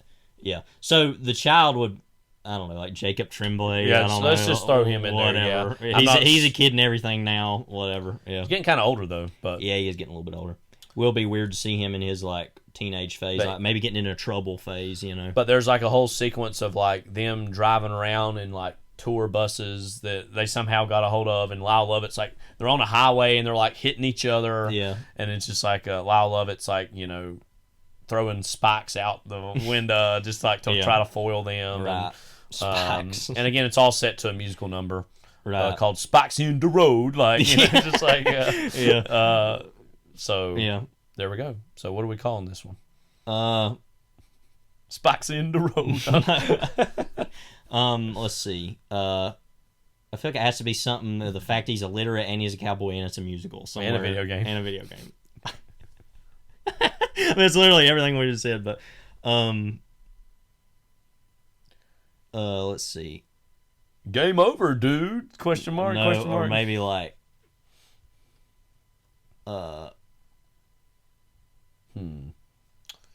like something about a sandbox.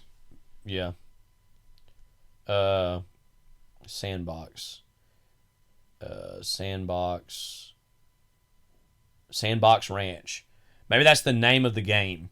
Yeah. Sandbox Ranch. There you go. So like they see the whole world in front of them as a sandbox ranch. And it's like Sandbox Ranch, like with two notes on the sides of it. Yeah, right, right. Because it's a musical. It's stylized, and it's not really the title of the movie unless you have those notes on either like side. Informant. All right, so that calls it there. We're good on that. Good job. Good thinking, I think. Yep. I think that all the ideas here could sell and make billions of dollars, I think. Yep. So, So if y'all want to steal them, go ahead. Yeah. I guess. For those that are listening. All right, so that does it for today's Yeah. bonus episode. And I had fun with this one. Oh, yeah. The bonus episodes are a chance for us to be a little more broad and talk about all sorts of things because instead you of know just the movie. what I do love doing this podcast, but sometimes it's like, okay, we'll just do another commentary, and but this is it's a chance to do something a little different. different. And we're going to need something a little different because the next 9 movies we're going to be doing are all Planet of the Apes. We're going to go in depth on Planet of the Apes. Levi's a huge Planet of the Apes fan. I'd say I'm a fan, but I'm just no less a little less about. Well, and I wouldn't say I'm as huge as some people because I haven't read a lot of the comic books. I haven't read the books. I haven't seen the TV show, but it's on my mind a lot. So. And I've seen all the movies. Of course, the very first one we're going to be doing is the 1968 classic. I think we can agree that's the best one. Yeah. Although the new ones, the last they're pretty 2 close, new ones are but, fairly close. Yeah. But just the novelty of that first one really sticks out in comparison to and a lot of the rest. We'll go all in depth on that, but a lot of that, frankly, is due to Rod Serling. Wrote the screenplay because that was based on a novel, which I haven't read. It was a French novel written by Pierre Boulez, who I think. I always get confused. It's either that's the same guy who wrote the Bridge on the River Kwai novel, or it's a different person that sounds very similar. I can't remember. But look into that. There. So my internet just doesn't want to work today on my computer, so we'll do this on my But anyway, phone. We can talk more about that next week if we can't. We just gotta clear this up. But real quick. Dead air. Dead air. Which, we need more dead air in media sometimes. In life, I think, too. Like, it would be nice if I turned on, certain news channels. No, it's the same guy. It was just dead air. Okay. That's what I thought. So, he wrote a novel that was kind of different, but it was Planet of the Apes, but that Rod Serling made an adaptation of that. That first movie especially is very much a Twilight Zone-esque story, kind of feature-length. There never was a feature-length Twilight Zone movie, but I feel like that kind of is an unofficial one in a way. Well, at the time, I guess you mean. Well, yes, I mean out of that production right, of that show is what I mean. Yes, not the Twilight Zone the movie, obviously. And it's as thrilling today as it was then. I think it's a very weird movie. The score is very strange. I want to talk about it. Written and conducted by Jerry Goldsmith. So you don't see blockbusters nowadays really having scenes at length of scientists or people in government or philosophers talking about real big key issues, right? Or talking about their philosophy. You don't see that, which is essentially the racist conservative philosophies of its day that have not changed for a lot of people for some reason, and I don't know why they didn't change by then either. It's very it's a won't even say lightly. It's a pretty incendiary movie actually. In its socio-political musings, which I think every single movie of the Planet of the Apes movies, even the bad ones, have that somewhere in it. I don't really know that about Planet of the Apes, the remake, the Tim Burton one. I'll have to rewatch that and let you know when we get to it. But I just really think these movies are interesting. I hope that. Yeah, so we're going to be spending a lot of time with them. Yeah, we'll be through September. Yeah. But I think the movie after that. I really like it, and we have some other series of films or franchises that we're going to touch in the future. There'll probably be a little bit of a time between when we do those and after finishing this. But I think this is a great one to get started with because another thing too that's implicit to these is we're going to see how this mode of filmmaking changes over time pretty distinctly. Yeah. Oh yeah. And it's kind of loosely broken up into 3 or 4 main eras, I would say, of that. Yeah. Kind of the original movies or even the later stages of the original movies. Yeah. It might be another one. Tim Burton's era of that one, and then the newest era of these. So one is definitively the smallest and the worst. So there you go. So that's it for today. This is Kyle. This is Levi. Take care. God bless.